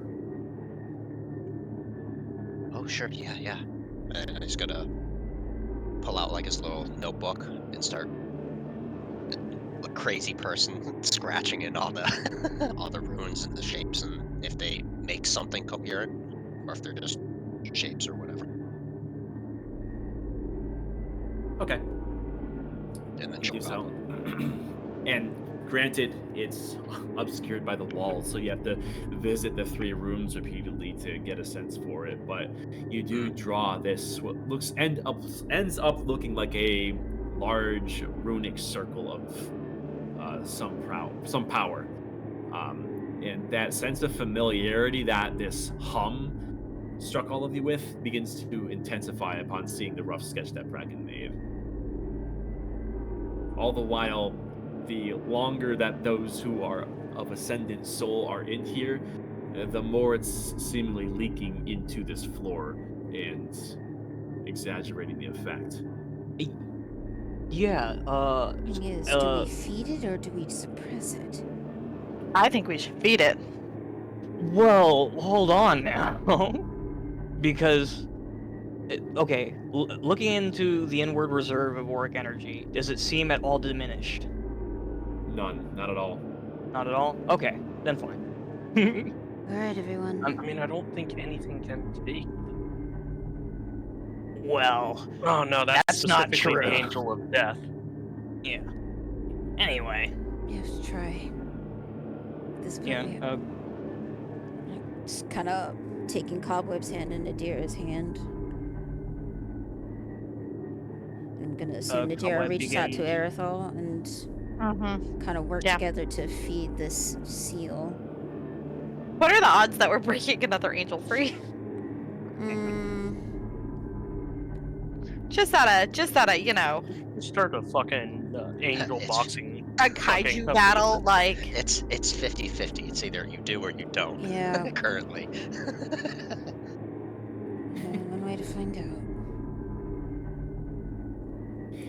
Having walked into this place and followed the instructions given to you to a T, and now understanding that there's a connection to this place and the radiance within you, you all join together and focus on your energy. And for those concerned, you begin to glow very vibrantly. And Within just a moment of doing this, the insanity beneath you begins to intensify. Oh boy. And before long, the floor is glowing. Oh shit. It's a I well of fully assume power. like Kraken's going partially blind. It is a well of power. So what do we do with it? You can feel an intensity within this room as you, for those who have seen it before, definitely make the connection now if you haven't ever before. This is a runic seal, the same one that was cast on top of the Well of Power beneath a Pillar of Commandments.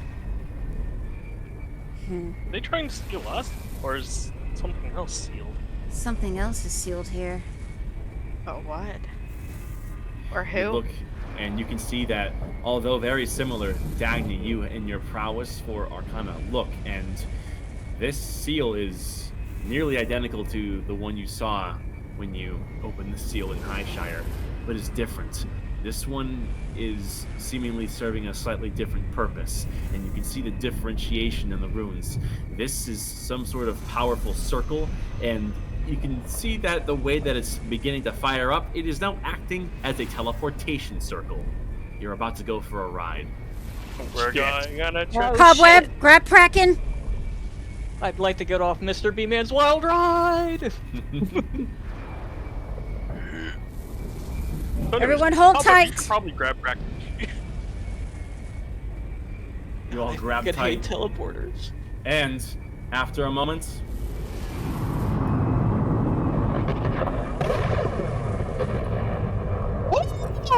Yes. We.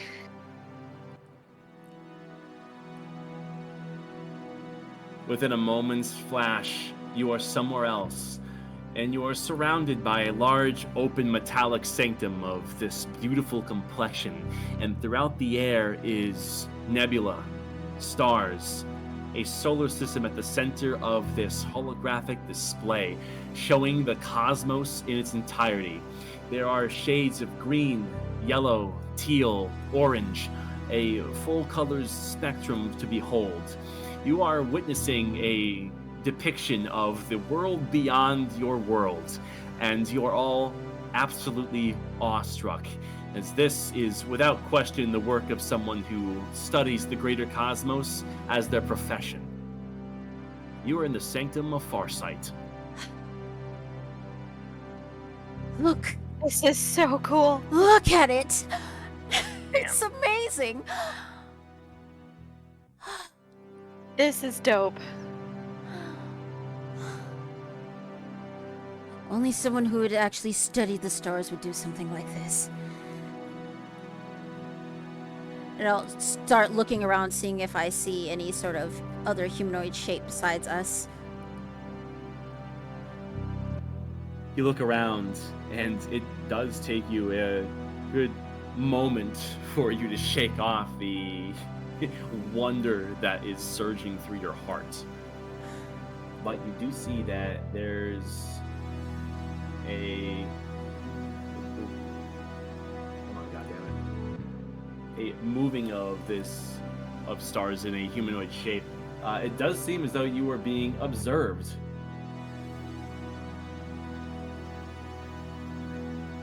You can hide all you like, but I can see you. I wish to be seen. Tell me, has your Zula ever shown your people this true expanse of our universe? Or were your eyes looking down all that time? We were encouraged not to look up. Unsurprising. Let's have a discussion about that. You see that there's a moving in the air, and a feminine figure manifests. You can see that she has this golden gilded aspect to her cloak, and her face is completely obfuscated. Her arms are tucked close to form, and she moves with this careful elegance. But something does seem a bit strange about her, but you're not quite sure what it is. You can sense a great deal of intense scrutiny coming from beneath her mask, and she keeps a safe distance from you.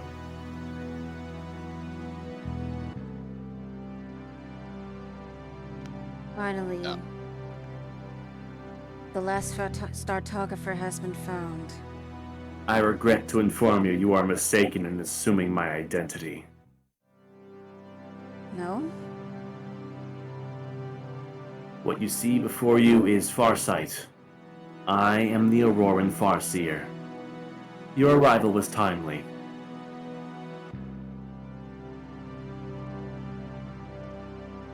Kraken is gonna bow. Dude, you're scaring the hoes. Sorry, fucking. You may dispense with the formalities.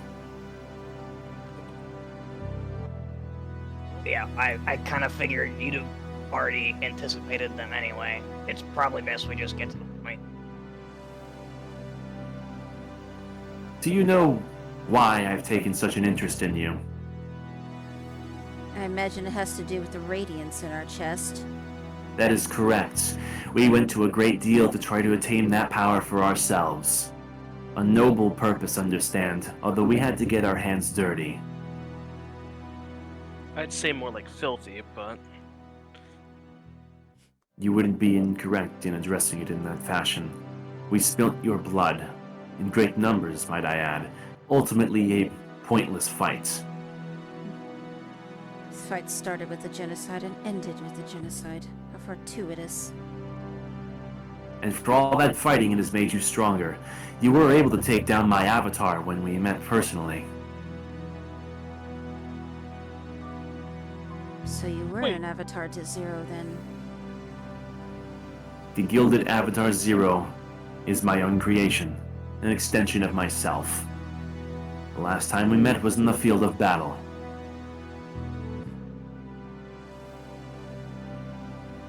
I saw your message for us. Naturally, I expected you would. So then, as long as we're all being friendly here, there's no need to worry about fighting breaking out. I have no intention to harm you at this point in time. Even if you had intentions towards me, you cannot kill me in a way that matters. I don't think we. Dude, that's metal. I don't think we have intentions to harm you either. Ah, you're fine, I guess. Just for looking at the others.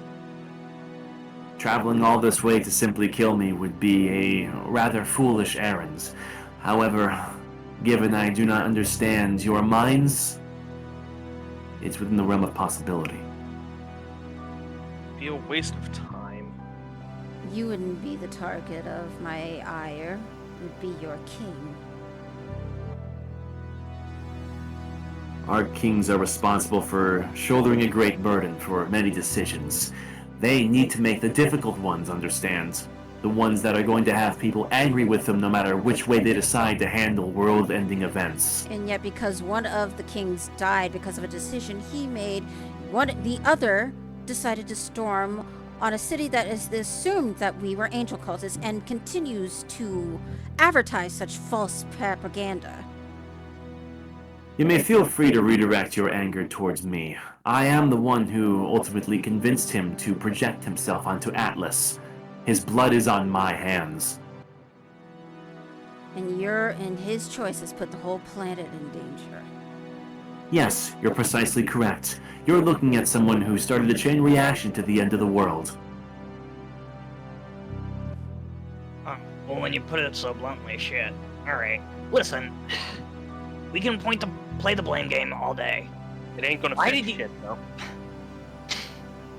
Why call us here? What's your angle?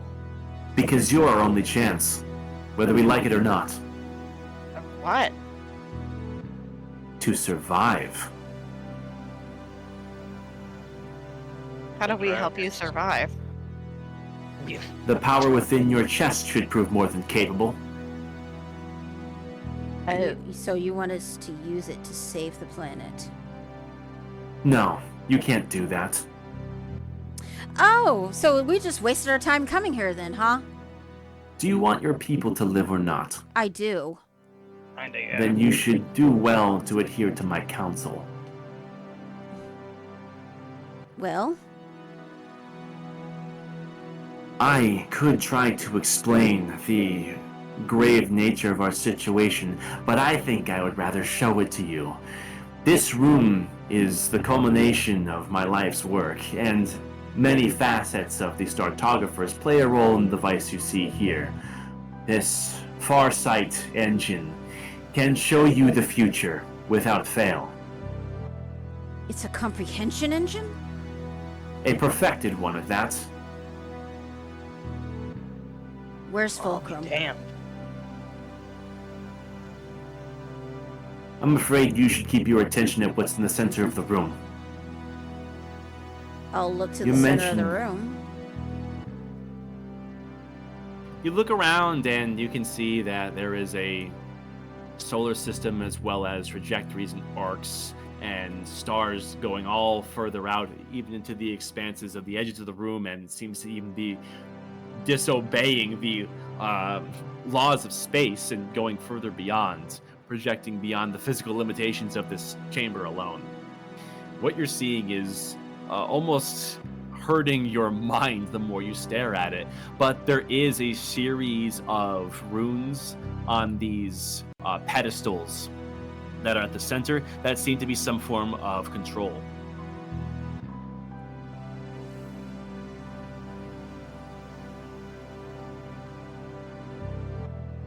Well, Do you understand the gravity of the world at the moment? I mean, we've got an idea. Let's complete the picture. You are free to use the Farsight engine as you see fit. You have simply to press your hand to its base and picture a series of events immediately unfolding. You will see a domino effect on how it ultimately leads to future events and those after. Using this, you can predict and assess a range of possibilities of future possibilities of, well, our world. You can use this to entertain hypotheticals. If you were to use your power one way or another, you will see how it all plays out. You Now- have but to influence yourself to use it. The ever-branching river. The storm rune works on the same principle, but I've never seen anything on this scale. Holy shit. Dagny will put her Right. hand on the console. Once you use this power and understand the nature of Helios, there is no going back. If you hold yourselves to a fragile perception, then perhaps this is not for you. But once you see how this Farsight works and its relation to coming events, you can never take it back. And Dagny, you put your hand to the pedestal, and you feel a powerful consciousness that is concentrating on everything that you're seeing in the room, awaiting your instructions. And flashes of the world in its current state come to mind, based off of your own perceptions. The state of Highshire and the Omen in the northwest, and you simply have but to imagine your intention on how you want the future to go. And what I mean by that is you can entertain your own actions. If you go do this versus that, how will that ultimately affect the future? Ooh. And you will find out. I will entertain the future of us finding Fulcrum and having them fix the cartographer core. You do so.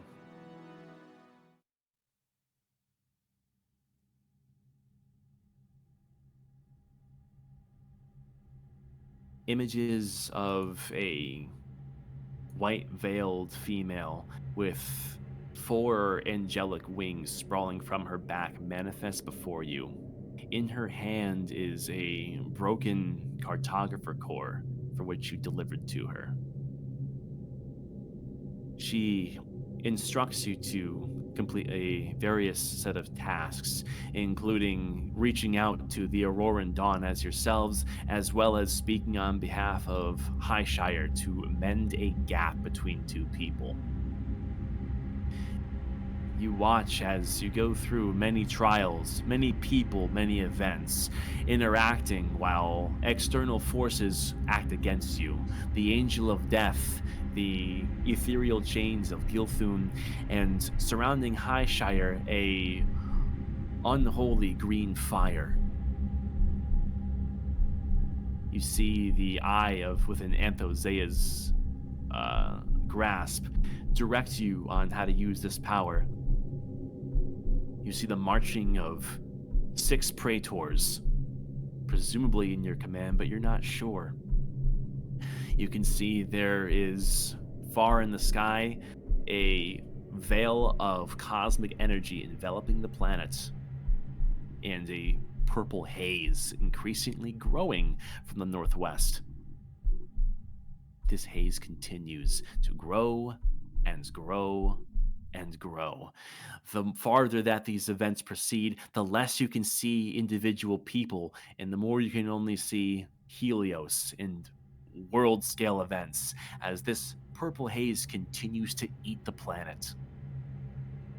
Eventually, these fissures stretch the entirety of Helios, cooking everything in its path, before Helios is something of a purple sun, and the inside follows suit, bathed in cosmic energy, and then this purple miasma along with it, as Helios seems to bleed itself into this incomprehensible madness. And the phrase echoes in your head: planetary ignition, with no survivors on its surface. That is, anything that's not made of heliostone, where the vision ends. She, like, I think at some point she's like seeing this planetary ignition and she's trying to actively pull her away, and when the vision ends, she's kind of falls back and kind of crawls away, just kind of frantic and hyperventilating. Oh, geez, that bad, huh? What'd you see? Vision.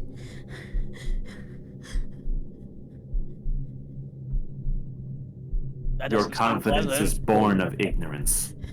This will shed truth.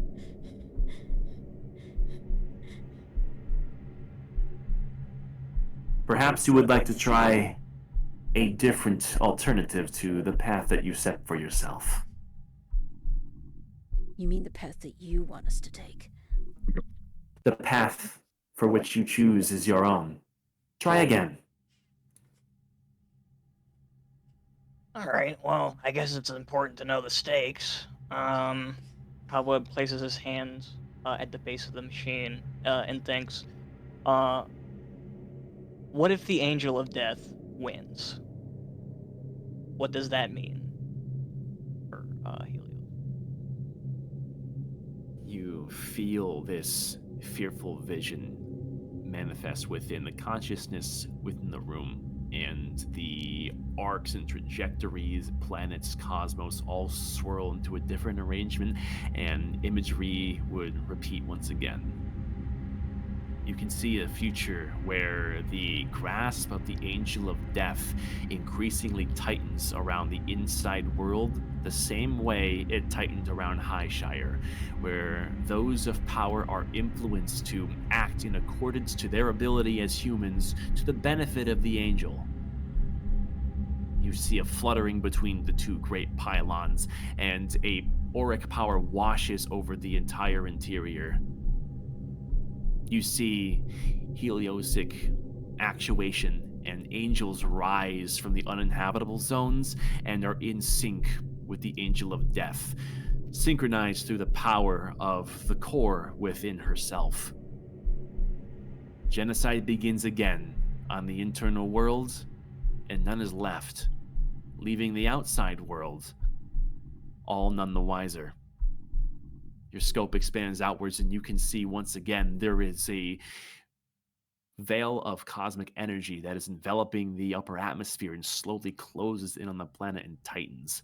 And from the northwest, a purple haze begins to flare up and crawl along the planet, igniting the entirety of it until there is nothing left but angels and madness.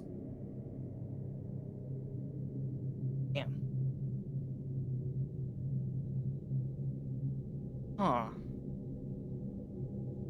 I was mostly curious to see whether or not she could purge the other. Guess not. Fuck.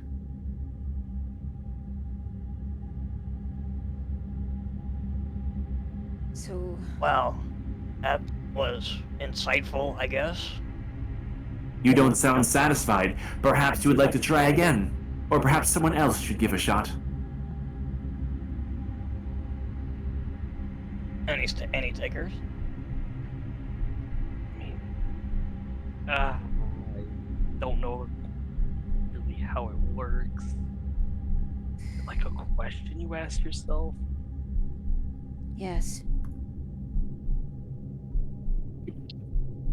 Envision Jesus a Christ. path for which you wish to walk. Earth One you will put- believe will lead to the freedom of your people. Freedom of our people. will put his hand to the console and envision the path of taking the Farseer's council to kind of like, based off what I remember, they wanted to like make things clear, essentially bridge the gap between Highshire, but also turn our fight more towards the thing in the northwest, was it? Yeah. Yeah, like that. Okay, so you're talking about trying to follow a route of diplomacy, was it? A route of diplomacy, and instead of having our focus on the Angel of Death, but be on the thing in the northwest. I see.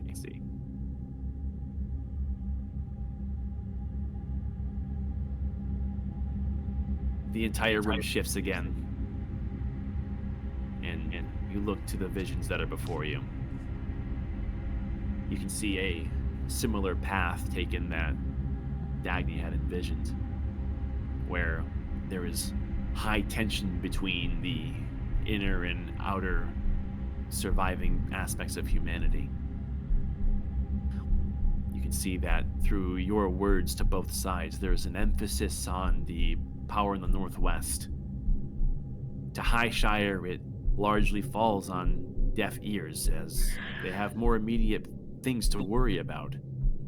To those who are within the inner world, they look at you with a great caution, stoked by fear. It seems as though, given that you've demonstrated the power in your chest, they are almost willing to listen until something changes within their perception. Suddenly, their fear is stoked to the maximum, and there is nothing but hostility. Trying what you can with the resources you still have, you pull yourselves together and attempt to fight this whatever it is in the northwest, getting the power within you and almost being willing to sacrifice your lives if that's what it takes. You take the fight to the northwest with everything you have. There was great flashes of purple, white, and gold. They actuate for quite some time, and you can see these reverberations of these clashes of power echo throughout the entire planet. Ultimately, the clashes fade, and the violet hue is all that remains, before it too begins to creep along the entirety of the crust of Helios, and all ignites, where little remains. Oh, that's not helpful. Okay, I think I'm sort of seeing the point of why you brought us here. You've obviously been poring over this thing. What you're trying to say is that our understanding is only going to lead to our destruction. I get it. So, what do you suggest, Arseer? I have been in this room since its creation. I have had time to entertain endless possibilities. Helios's ignition is in every single possible outcome I have entertained. It came down to a question of whether or not this machine was accurate at all, if there were miscalculations, and I have scoured every ounce of what these cartographers have accomplished, yet I found nothing wrong with their work. No matter what,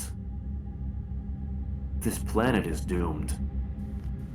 As are all of you, if you choose to stay. So you're saying we should leave? She looks over towards the console and she walks over towards it. Give me a second here. Beep, boop. Bop.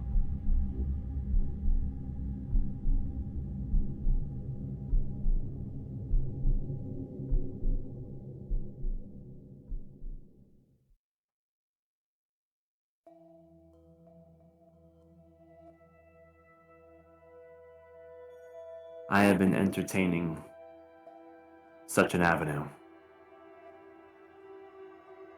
Most of these hypotheticals have all ended the same as those where we choose to stay and fight. These You say cartographers are interesting, and they are open-minded as can be. Let's take a look at what they found.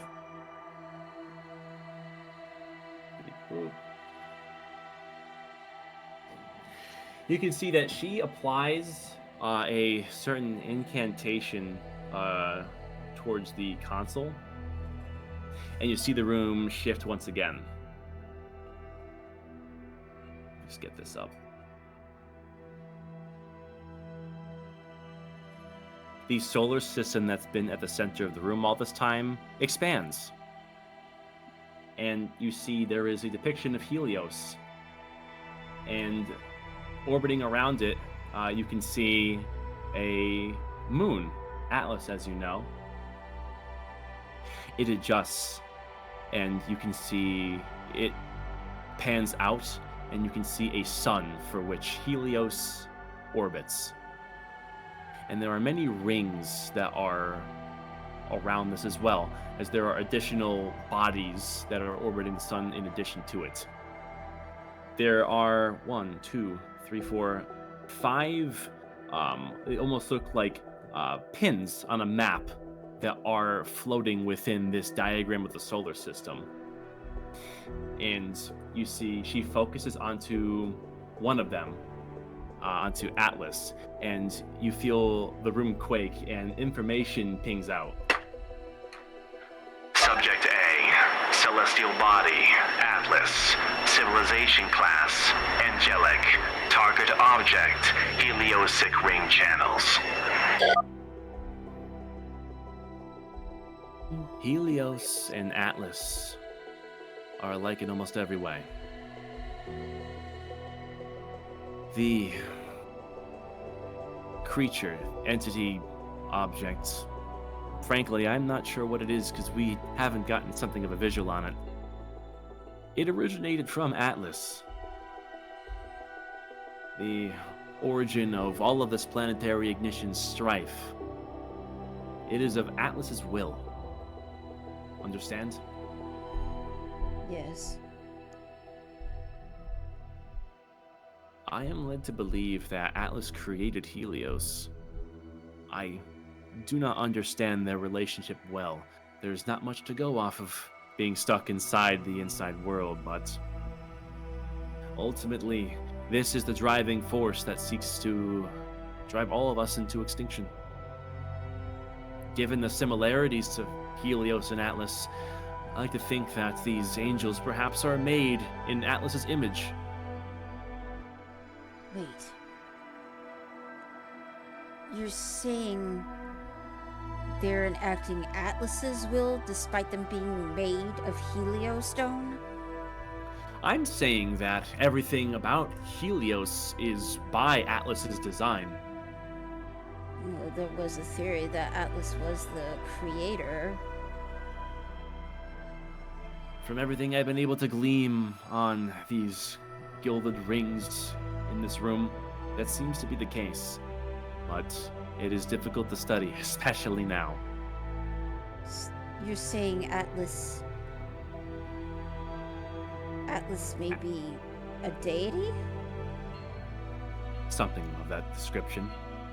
And it seems intent on cleansing Helios of those that are parasitic to it. There is a theory in place as to why the angels want to cleanse humanity. We are not part of their design for this great machine. If that's the case, then where did we come from? You see that she shifts the room once again, and the focus shifts from Atlas to Helios. Subject B, celestial body, Helios, civilization class, humanity, target object, High Shire Kingdom.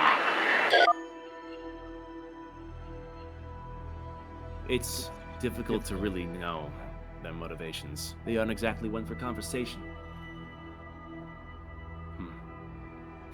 But the Angel of Death is one of them, and her behavior with how she created Highshire is very insightful, despite the fact that everything I've been trying to glean about them specifically has mysteriously been vague.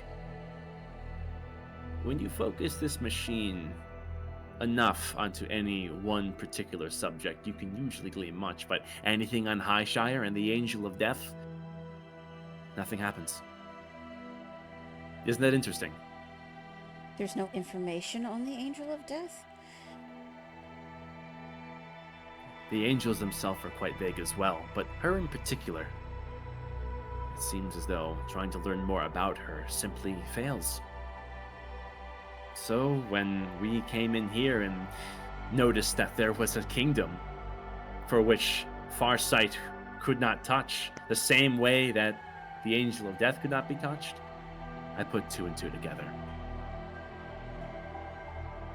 And for a long time, I considered every one of those humans inside those walls an enemy.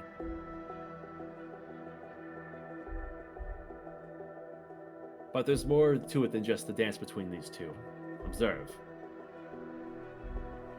It shifts again, and you can see that there's a trailing object that occasionally comes to orbit Helios before slingshotting far out of the solar system. Subject C, celestial body, asteroid, civilization class, none, target object, auric energy trail. So we looked outwards and saw similarities to other aspects of our solar system. There's more than just us. And curiously, from everything that we have been able to glean from further out into our cosmos, we have found no trails of Heliostone. It simply doesn't exist outside of Helios and Atlas. It's almost foreign to everything else out there, as if it was put here. From where? We don't know.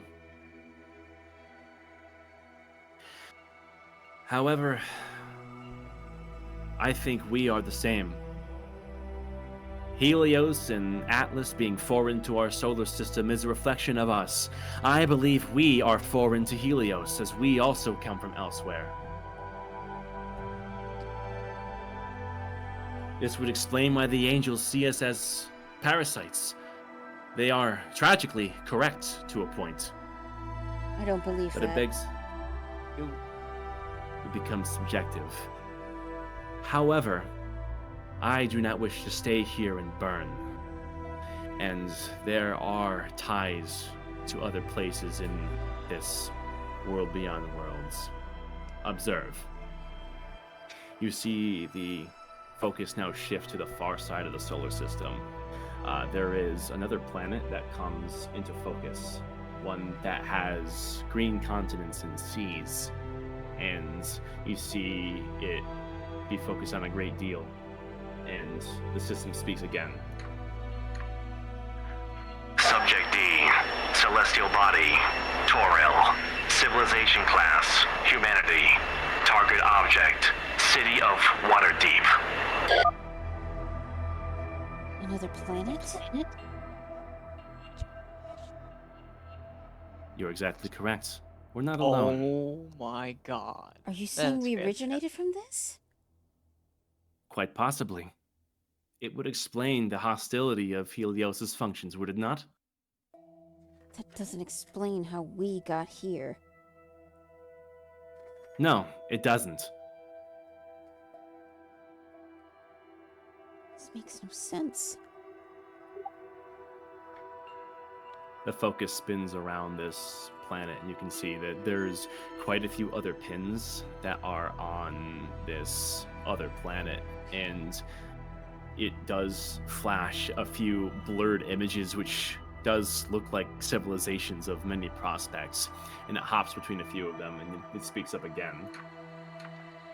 Subject E, celestial body, Toril, civilization class, humanity, target object, Baldur's Gate.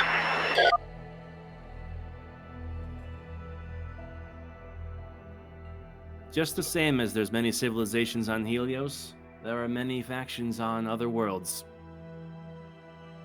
Perhaps one's better suited for our pursuits.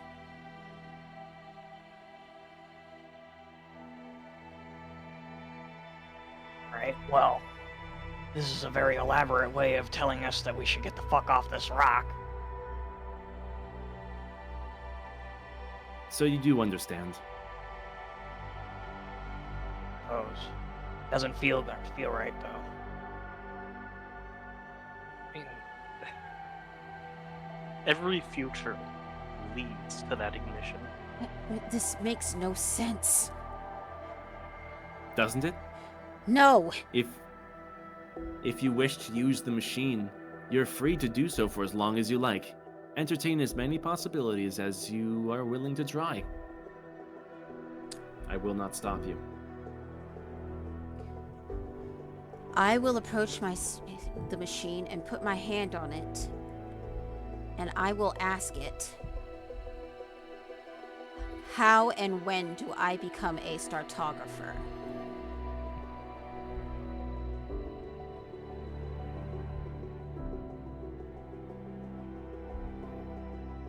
It shifts a great deal. And it shows you in a few different areas, past, present, and eventually leading into the future.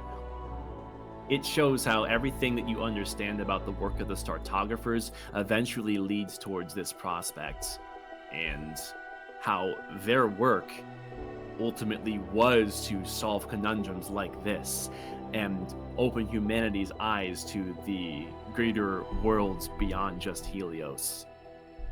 And all of their work culminates to this center focus, and you see that each individual startographer contributes to the ability to do this in some way. And your best interpretation of this is any who continue their work and try to preserve humanity and expand it into the cosmos are, in their own right, also startographers, however insignificant. Ultimately, you can see that this does lead to the same familiar, vague events where you attempt to better understand Helios before ultimately it ignites, yet all the same.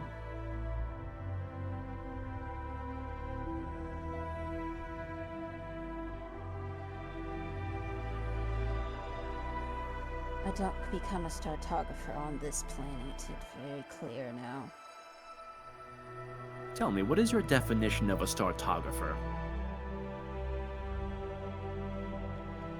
Someone who's not closed-minded, who's open to all theories. Who doesn't focus on the religion of the world and works for the betterment of humanity. Seems to me that we have aligned goals. That would, in a definition of your own, make everyone in this room startographers, assuming you're all united in a goal to make a difference for you people. And tell me in all your infinite far-seeing knowledge, why the Angel of Death would kill my mother.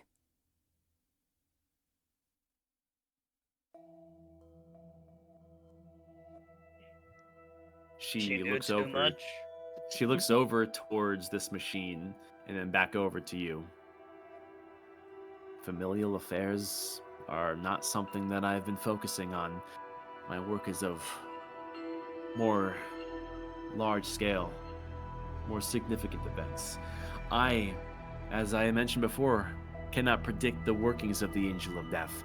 So if this creature has directly killed your family lineage, that is your own mystery to solve.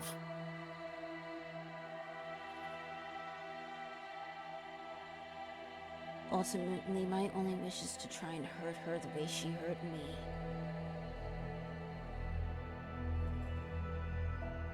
If you had to choose between harming the Angel of Death and preserving humanity, which would you choose? Preserving humanity.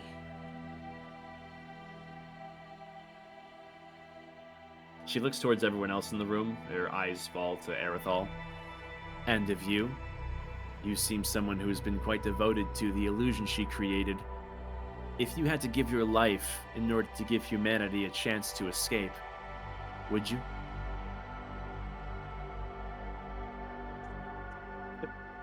Airthal looks at the machine, then back to the Farseer.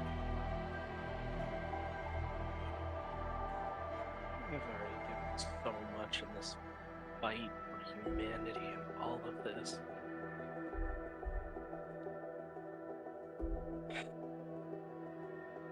If it meant that no one had to suffer what I had to, in a heartbeat. Her gaze falls to Nadira. And of you?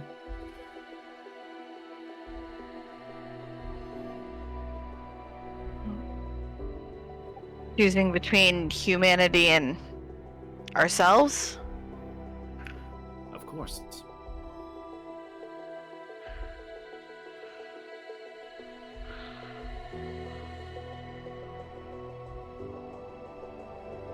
Probably humanity. Is everyone in this room willing to accept their mission on a probably? Yeah, fuck it. As long as the stories about me are cool.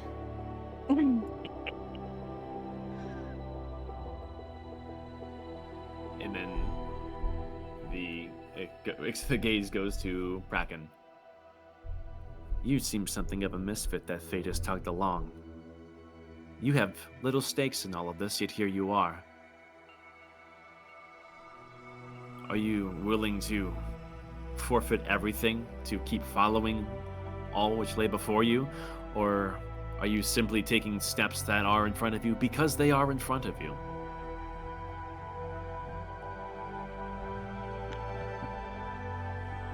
No matter what we do, the future will always change to be something different, whether we expect it to or try to change, just no matter what. I'll follow my feet wherever they take me. And if that leads to my death, then I'd have to say bye to my family. Face. Very well.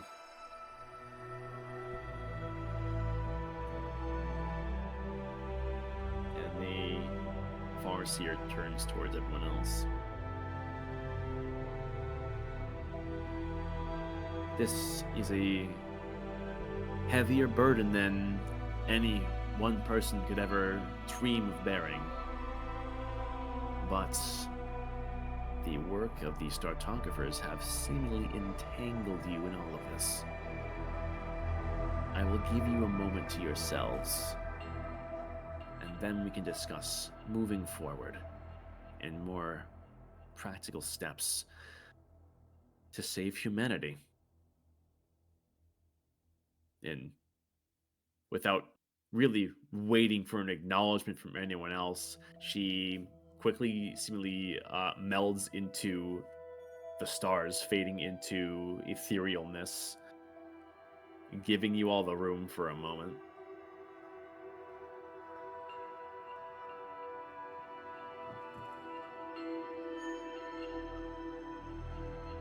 Well, this has been insightful. Truly, they know how to make everything feel hopeless. Fulcrum was never here.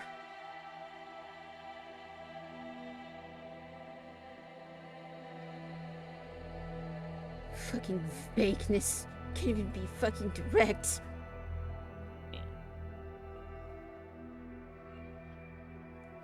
Every time I try to seek out answers, it just raises more fucking questions. And everything I fucking worked for goes to this? The hopeless fact that my family and this planet will die while I have to travel to some other planet far away? It's not right.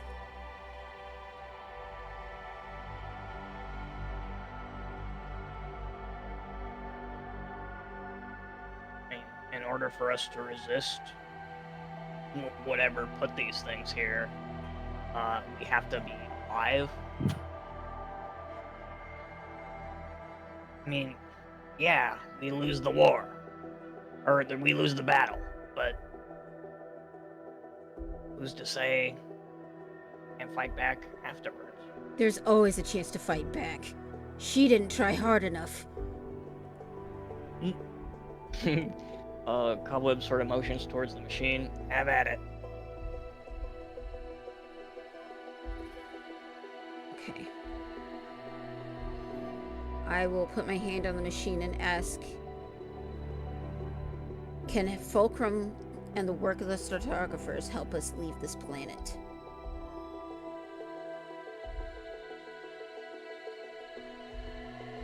Your question rings out and the machine shifts to answer.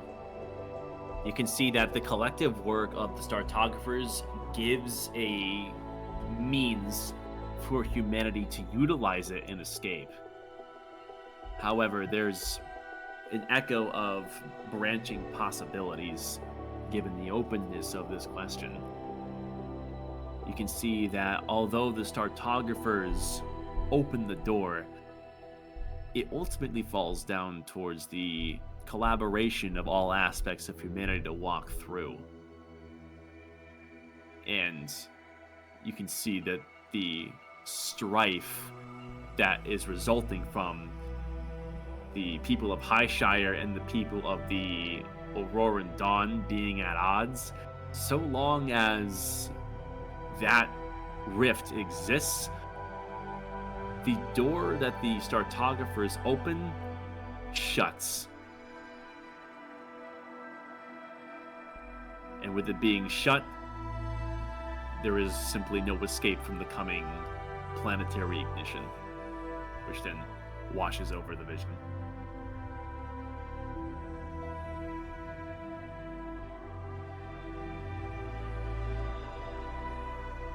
I will then ask the machine, how do we get Highshire and Interior Helios to work together?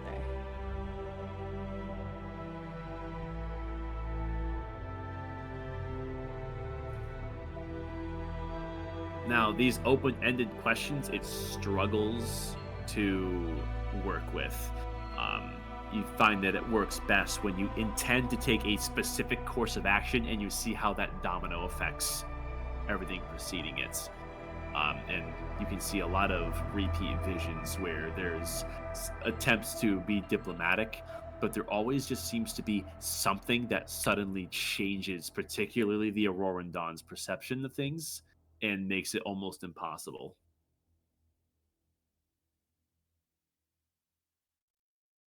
You're not quite sure what that means. Hmm. Ooh, that's fucking annoying. Ah. Grr. How do we Mysteries! bang bang the universe?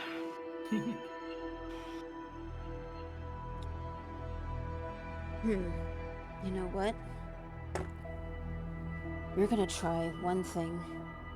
Because I have the last one of these left. I was intending to copy this into my spellbook. But it's a better time now than ever. And I will reach into the bag of holding and I will pull out the last scroll that was given to us way back in Highshire.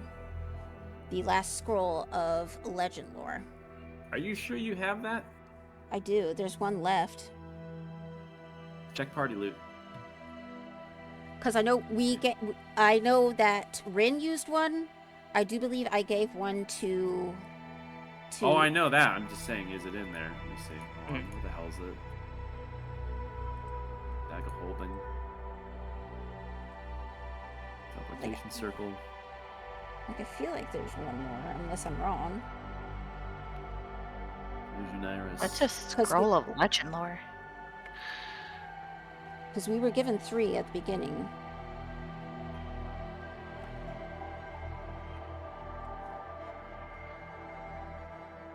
I do not see it in the party loot.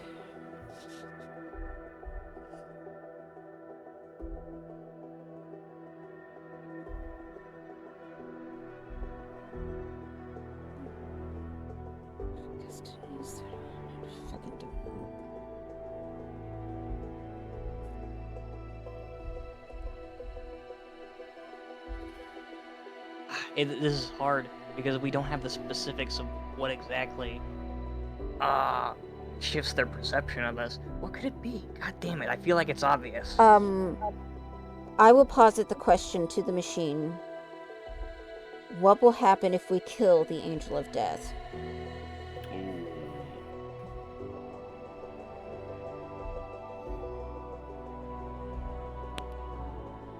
The room shudders this time. Now, the Farseer had made notes that until this point, trying to directly interact with the Angel of Death has obfuscated it. But you can feel, with you asking this question, the radiance in your chest quakes a bit and seemingly connects a missing piece for which the Farseer did not possess. And you can see a reality where you make every effort to kill the Angel of Death, even at the expense of your own lives. And so, you throw everything you have at it. The radiance of your chest burning brightly and all being cast at this horrendous thing. And you can see that the power burns away at almost every aspect of the Angel of Death, save for her bones. She's reduced to a corpse-like skeleton of heliostone, smoldering and still radiantly shining, although falteringly. You see that this skeleton fades off for a time, and after days, the body reforms, and the bleak future that's played several times once again plays out. An angel being made of heliostone. Why not try to connect with Helios itself? What about... What would happen if we asked Helios to help us destroy the Angel of Death? Like, say a prayer? I mean, if this is a living planet, it seems to have some sort of sentience. It has some. It seems to have I some think awareness of these angels. I think what she means is like what if we basically increased our affinity with Helios to basically tap into that infinite.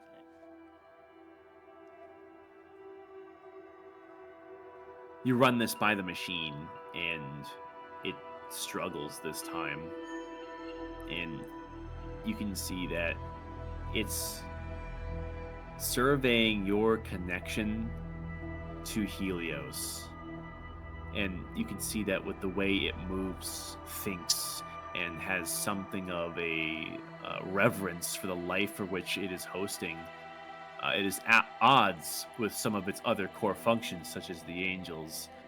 And it's like the hand of a giant attempting to assist the treading of an ant. There's only so many ways it can indirectly help. And you look towards your chest and find that that help seems to already be present.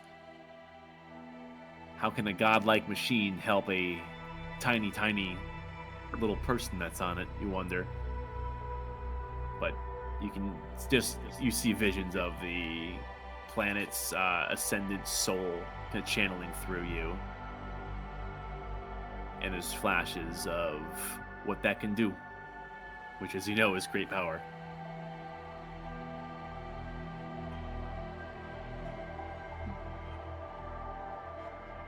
Yeah.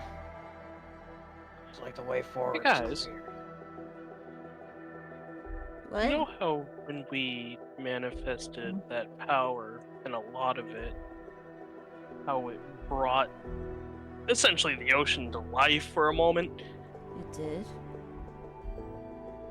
And you know how I could manipulate the water elemental? What if we could create our own creatures of Heliostone? I mean, the only thing that could break Heliostone would probably be Heliostone, right? It stands to reason. Wait. You mean you want to create angels? Our own angels. If that's the case. I mean, that's even assuming that it would even be possible. Okay, I will pose the question to the machine. What if we use the power of our ascendant souls to create an angel of our own? Oh. Kaiju battle. This is just Magic the Gathering. Fuck's sake. Your question rings out, and you see flashes of avatar technology for which the Auroran Dawn uses, and inspiration that comes through your heads. And you combine this tether that they have created, technology that seemingly has come from the Farseer, which, as you know, borrows a lot of technology from the Startographers, so this seems to come from them by extension. And you integrate it with the power within your chest to create a body for which you can control that is of heliosic influence. And you can see something of an augmentation, a mix between angel and avatar, and being used to fight against the opposing angels and the omen itself before everything washes over in purple as per typical. But it's an interesting concept. That was a pretty cool one. I'm not gonna lie. Anyway, It's you guys about satisfied yet? No. Figured. this is honestly feels like an impossible task. It's not impossible.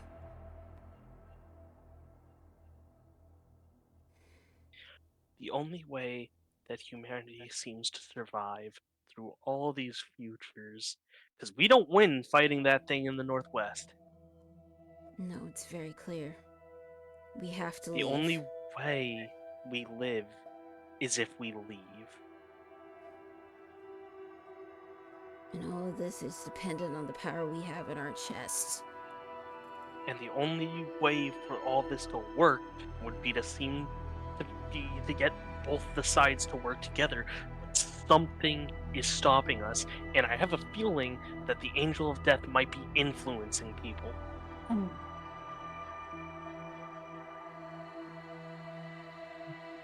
I will ask the question, what if we find a way to stop the Angel of Death's influence on humanity?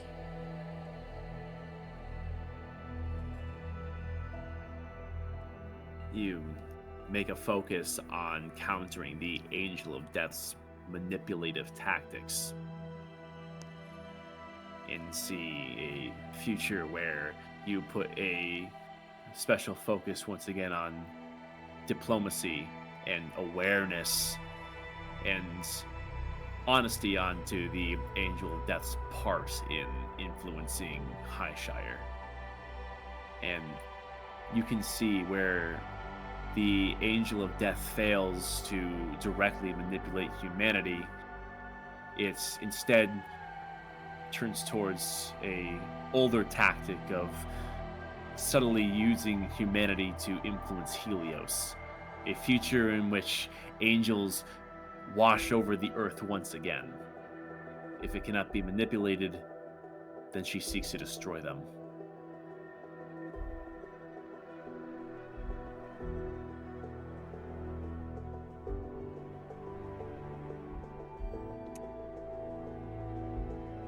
I have an idea. Cobweb places his hand on the machine, and he posits.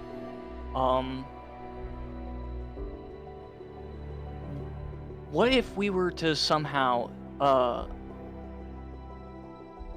basically make the angels unable to be awakened, similarly to the Auric storms that are basically suppressing them right now? Although, now that I'm thinking about it, if Helios itself couldn't do it, we probably couldn't.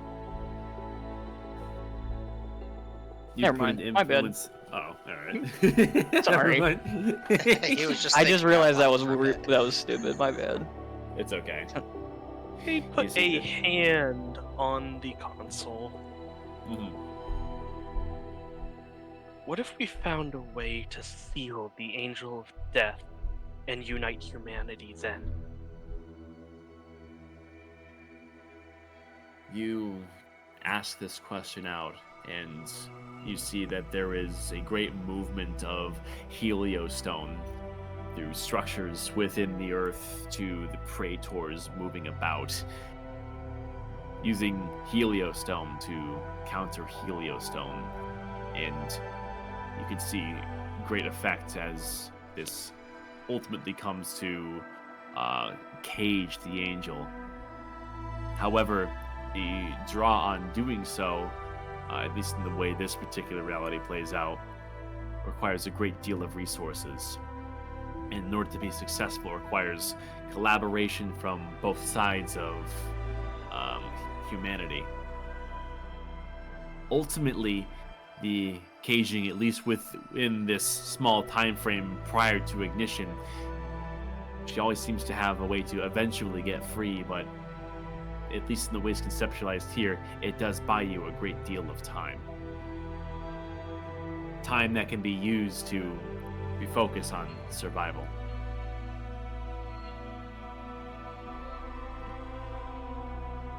That's a good one. That's a good one.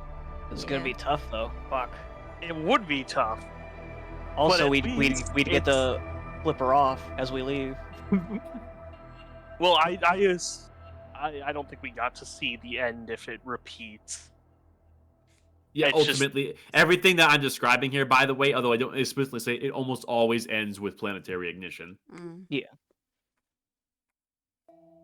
It buys us time, but I don't know if it's enough time.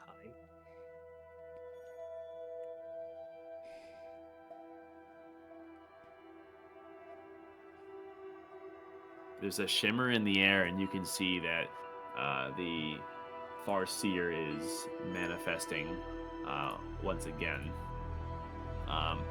Arathal, your perception is stupidly high. Yes. As if I even need to say it at this point. And with you being at the forefront this time, you notice there is a unique way that she manifests. As you see some of these stars aligned, and then it's almost like a constellation coming to life.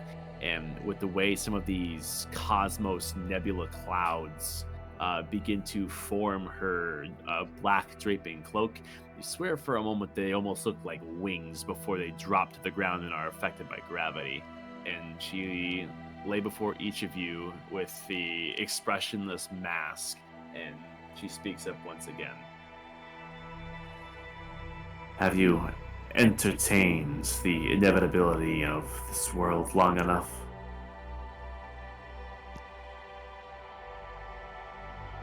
Yeah. I have at least. I'm very tempted to say no, but I feel like I will keep getting the same answer every time. It has offered insights, though. I have done this work for as long as I have been able, and I have seen many aspects of certain possibilities that bear fruit that, should they all combine and are used intelligently, there may be a chance for humanity to survive just yet. However, the most immediate threat to foreseeing this plan is to eliminate all hands that wish to have their personal sway in the equation, particularly those that are influencing you, subtly, whether you mean to or not. Elaborate on that. Many hands are playing a role in the steps you take. The Angel of Death, a particular dragon by the name of Anthozea, a lich igniting a land beyond, Sinadrea, one that is slowly corrupting this party from within, Gilthun the Chained One, and even a manipulator, one that is a wild card in ways I can scarcely predict, one referred to as the Recollector. Oh, that guy. Oh yeah, that guy.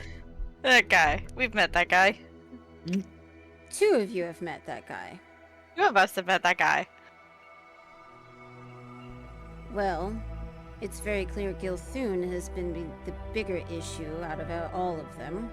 Oh yeah, any idea how to get rid of him? Your tome has become powerful, and you are but a herald to this creature, this malevolent force. The longer that your bond remains with it, the stronger it will become, if for no other reason than your soul is directly connected to Helios, a direct conduit for Helios to feed Gilthun's will. Yeah, we got all that shit. How do we break it? Yeah, that. I will she need said. time. But this tome, and however many realities you have attempted to destroy it, it tends to reform, at least until it is killed by the core. Well, we can't keep it in our possession because every time it destroys it, it ends up in her bag. We have it in my bag of holding right now, so do you have a way to seal it off till you can figure out how to destroy this fucking bond? The composition of the book is very similar to that of a lich. Destroy the body and its phylactery will manifest a new one in due time, the same way that this book always re-manifests itself given 24 hours. So you're saying we need to find the phylactery? Yes. You must strike at Gilthun's chained heart. Okay, since you seem to know everything, where is he? He originates on the surface. Great.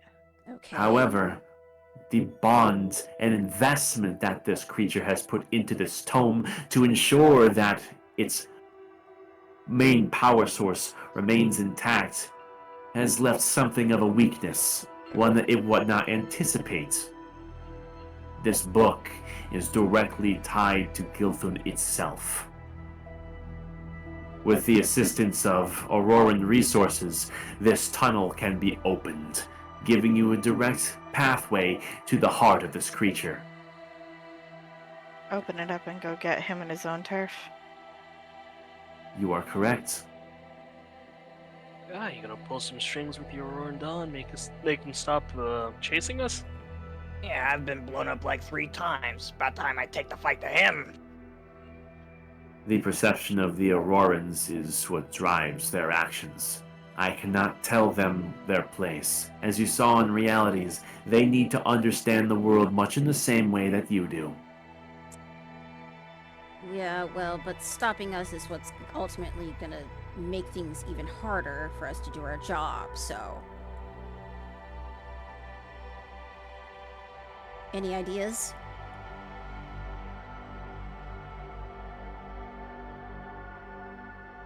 You may decide how you want to take your next steps, for they will define the rest of this timeline. The one that will decide everything. I would recommend that you keep yourselves hidden from the Aurorans for a time. Well, we don't really exactly have the cash to do that. I'd recommend you start removing hands from the pot to ensure that your fates are decided by yourselves alone. That is the only true way forward. But out of people's business. Yeah, for someone who knows everything, you're not exactly giving us a whole lot of hints. Dagny, we've gotten so much information. Yeah, this is kind of big for me. I feel small right now. Yeah, for someone who's given us a whole bunch of information and trying not to be one of the hands in the pot, she's not exactly also either a big help. This is the most we've known about how to get Gilthune out of my head this entire time. And to do that, we need resources that the Auroran Dawn can provide. So, do we need to get an appeal from the Second King, or what? Well, the Farseer's not exactly our sugar mama. Like, that's My not her personal problem. recommendation would be for Dagny to lower her volume so the rest of her compatriots have a chance to think. Bruh. God fucking damn. One thing about Hold on, I just lost my train of thought. Jesus fucking. That was He a had good to one. interrupt himself. Well, one thing about it, I don't think having the king covertly supply us with public opinion being in the way it is a particularly wise idea.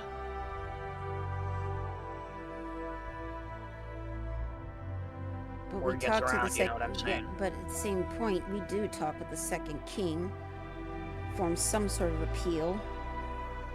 If we tell him what we know, he may be able to help us. Then consider what you would like to say to the king himself. There is an address that is coming within the next several days, here in Aurora South. With his business up in the north, a dead king here in the south leaves a power vacuum that is difficult to get the public to agree on certain discussion topics. On his arrival, you will have your chance to sway his opinions. In the meantime, you have days to act as you see fit. I recommend cutting ties with those who are negative influences with this Gilthune. Also, you said Sinadrea. The only real influence he really has is the fact that he just gave me one spell that I have yet to use because I don't trust liches as far as I can fucking throw him. And that also remained to be seen considering he basically almost zombified Cobweb, but Aerithal kind of fixed that. Yeah, he put a If rock that- in my head. If that is what you believe, then perhaps you should visit your home kingdom sometime soon and see for yourself what he is capable of doing. I can't go there. On the contrary, following this route to Gilthune in his lair will give you a direct transportation to the outside world. You may have your avenue yet. We can get back. How will we come back here? Will the path remain open? Difficult to say. In some realities, yes.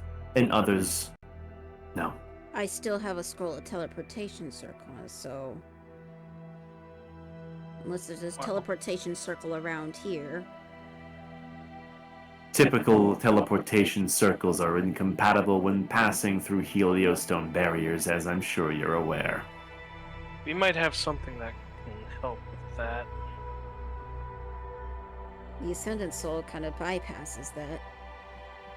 Yeah, Well, actually, wait, isn't that just for communications? It is just for communications. Shit on the ship.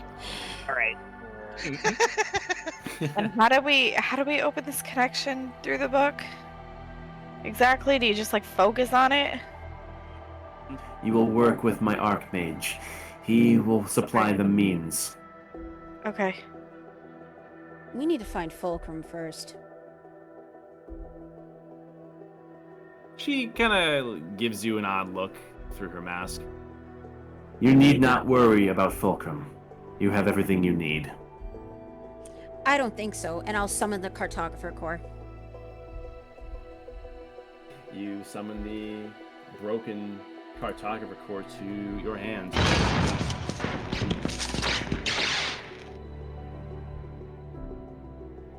And upon seeing it, you do see there is a slight twitch in her movements, observing the broken cartographer core.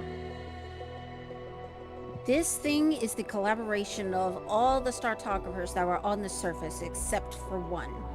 That one Startographer is the only one who can fix this. It has been a boon for us since the fucking beginning. I would see it restored before we leave. That is the whole reason we came to Aurora South. Not just to see you.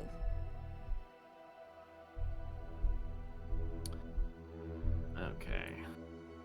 Let's see here. With this in your hands, Amazon, why don't you make an Arcana roll as you observe the destroyed core?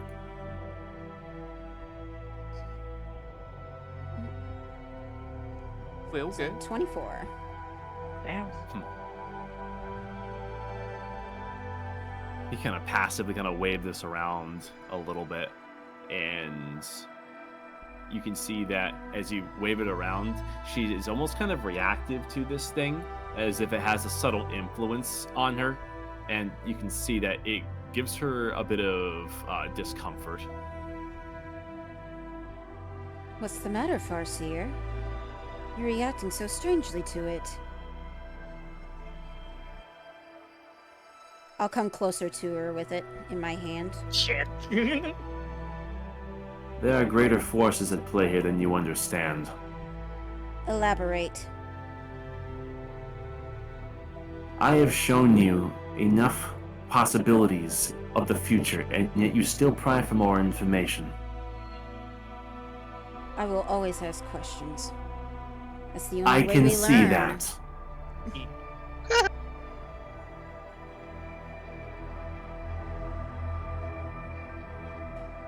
Perhaps you all need time to collect yourselves. I see that all of this information has overstimulated you, and you do need to be certain on how you wish to proceed. With that, I will give you a time to consider this. Where can I find your Archmage? I will facilitate safe transportation for you to meet with him. Ragni is quite capable in his abilities and will make preparations immediately. Did you say Ragni? I called it. Dagny. I called it. Holy shit! God damn Ragni it. Urlock is here? That is correct, and his contributions are quite notable to the Auroran Dawn. He has tortured many on the surface. One of them being Forsharin.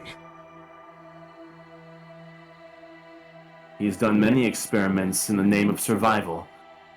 He has Tell me, tortured many are in the you- name of survival.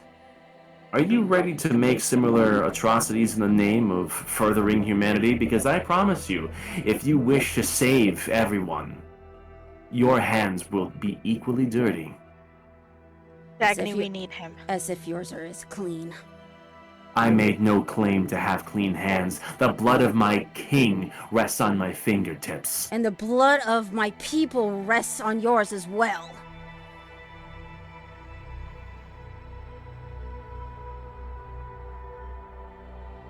Clearly, emotions have taken control of the room. Let's allow for some time to cool our heads and consider our actions more objectively. Once we've reached a more calm state of mind and we're ready to proceed like adults, I will contact my Archmage. Until then... And you see there is a shift in the room as bits of her dress light up like constellations, and she once again melds with the air, with her cloak lifting up in a similar fashion, and these fabric-like tendrils stretch out and become nebula. I dismiss the cartographer core and I start pacing. Wow. So that's a I know. lot to chew on. Dagny, I know you're upset, but we need him. If I see him, I'm gonna kill him. Not if you want Gilthune out of my head, you're not. Did you guys see the Evangelion future too? God damn it. It's so good, bro. I feel like something was posted in the group chat. Dude, that Yeah, was he like... messaged me that. Yeah, that was like...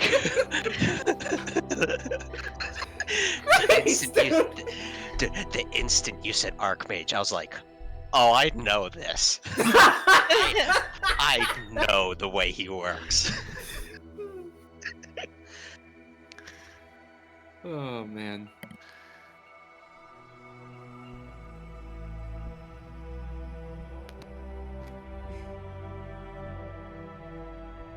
Damn. She's just pacing like fervently back and forth. Like Yeah. her hands are clenched so hard that there's like you can kind of see like her knuckles turning like pale white. Yeah, I'm kind of gobsmacked, I'm not gonna lie. Holy shit. Talk like adults. Like I'm thinking like a fucking adult. Fucking bitch. We're gonna have to work on our public image. Public image? It's already been tainted by them! Well, So let's not make yeah. it worse. Yeah. We're some. It's. If we come off as this aggressive, no one will be All willing to because of the help us. lies they spread! Okay, so they lied. A clan divided against itself cannot stand. I can get this fucker out of my head finally. We're going to have to approach this calmly. We cannot blow up at every little transgression anymore. Isn't just about us.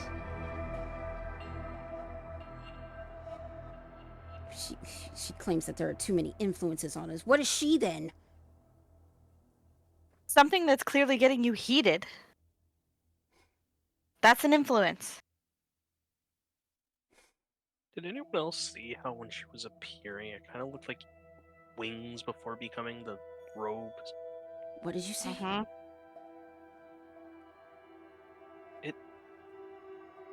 don't know. Maybe it just might have been the light, but they looked like wings for but a moment before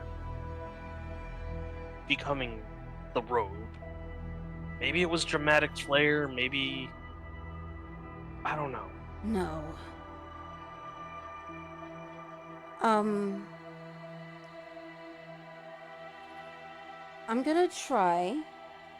I'm gonna put my hand over my heart and I'm gonna connect with the radiance and see if there is some connection to the Farseer.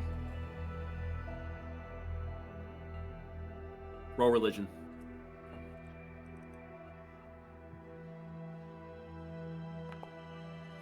$22. Trying to pry into your ascendant soul and look for a direct connection to the Farseer and everything that she is. you don't really see any direct ties to her, at least not through your power.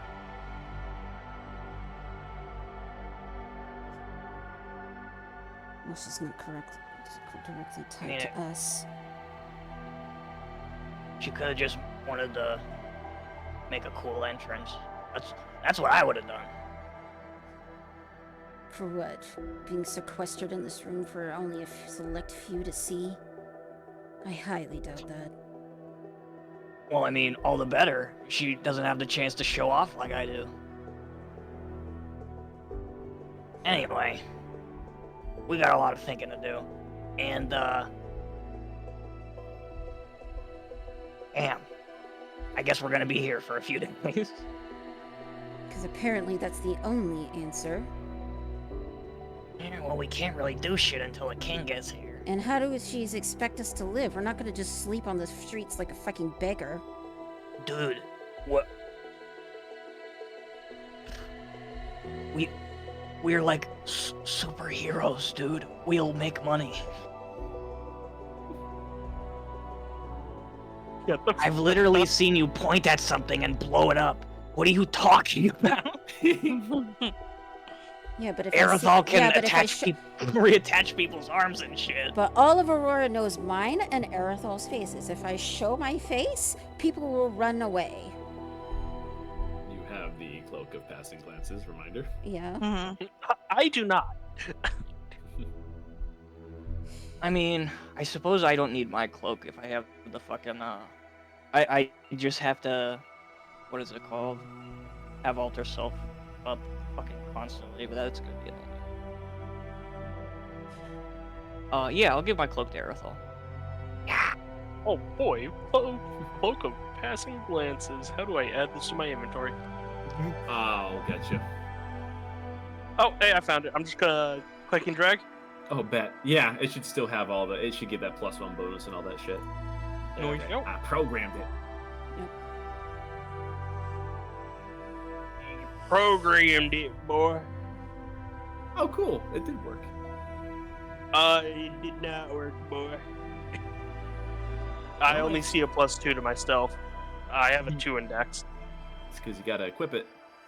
I'm a little stupid. You stole it. You're alright, but, Wait, why does your AC go up? Wait, yeah, why is my AC going up? I'm gonna fix that later.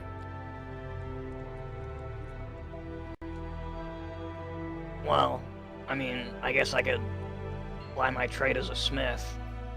Bang.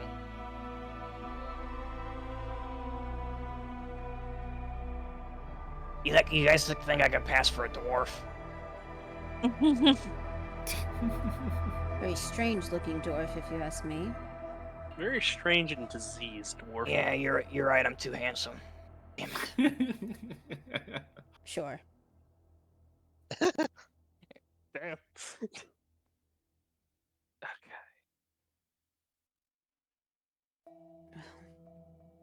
I mean, I could probably find work somewhere.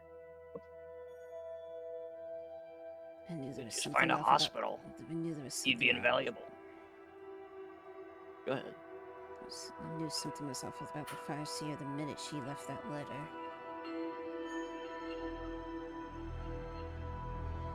I wonder if we can use this machine to find ways to heal our wounds, Dagny. Not as like a future to like end everything, but like it's kind of unnatural that we're still bleeding. Well, might as well posit the question while we're here. I'll put my hand on the console and ask, how do we heal our wounds that were caused by an angel? You put your hand at the console and it appears to have gone cold.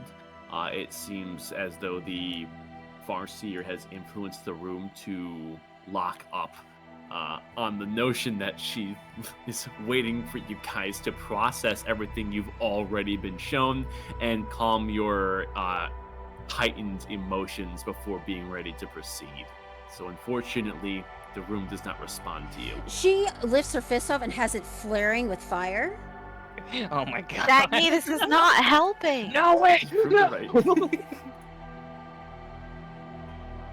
That's one way to heat up a situation. Yeah, Fuck you. as she's fucking blowing everything up.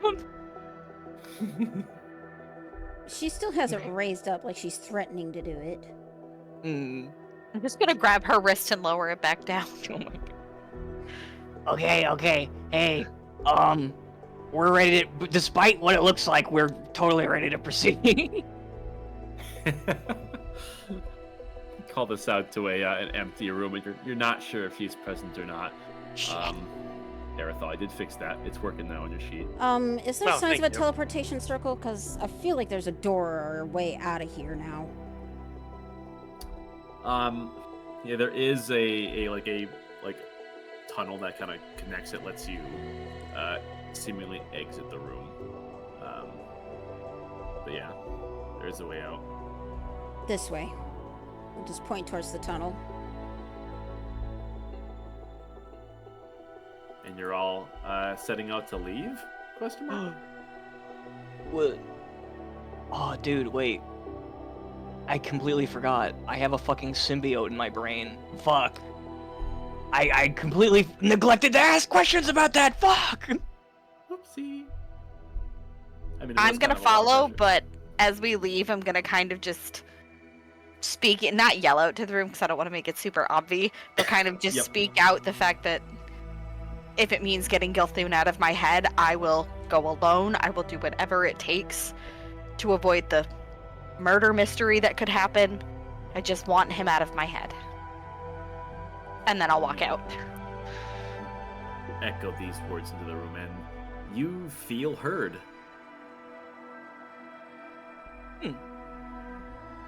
And everyone would proceed towards this exit tunnel, leaving the Sanctum of Farsight behind, where we will end the session. Wow. What a plot twist, man. B-man, holy shit. Oh, I knew He his really name was gonna said come steel out chair. at some point. God damn My it. god. you hear What? Ragni this many times, you're like, gee, I wonder what's gonna happen with that. Fucker. So And it's many just like plot steel threads chair. touched on a masterclass, my friend. I decided to be a little bit more mellow in the sessions leading up to this because I knew once you entered this sanctum, man, like shit's gonna hit you like a fucking truck. So yeah. Holy fuck. Alright, I'll catch y'all later. I got some shit to think about now. Fuck. Yeah, let me have a leaving note here. Don't take this out of character too to think about. Like, really consider what you saw and how you want to move forward, because a lot of the points that were touched on, they're kind of a big fucking deal. Mm. All right. Like ultimate form of divination, which you guys just got. Might want to upload the session just so we could reference it too. I will. If you could. I appreciate that. I will. I know there was Yeah. so much that happened. I'm kind of like, okay, what do you think about first? You definitely want to review everything that went through this, but yeah, Stormy. this is one of those sessions that I was like stewing on a lot of this for a while, and I needed restraint. Restraint. Yeah. I'm like, Alrighty. okay, get Gilton out of my head. Let's go. Yeah. I will catch Yeah. y'all later. Hope you guys It's enjoyed. just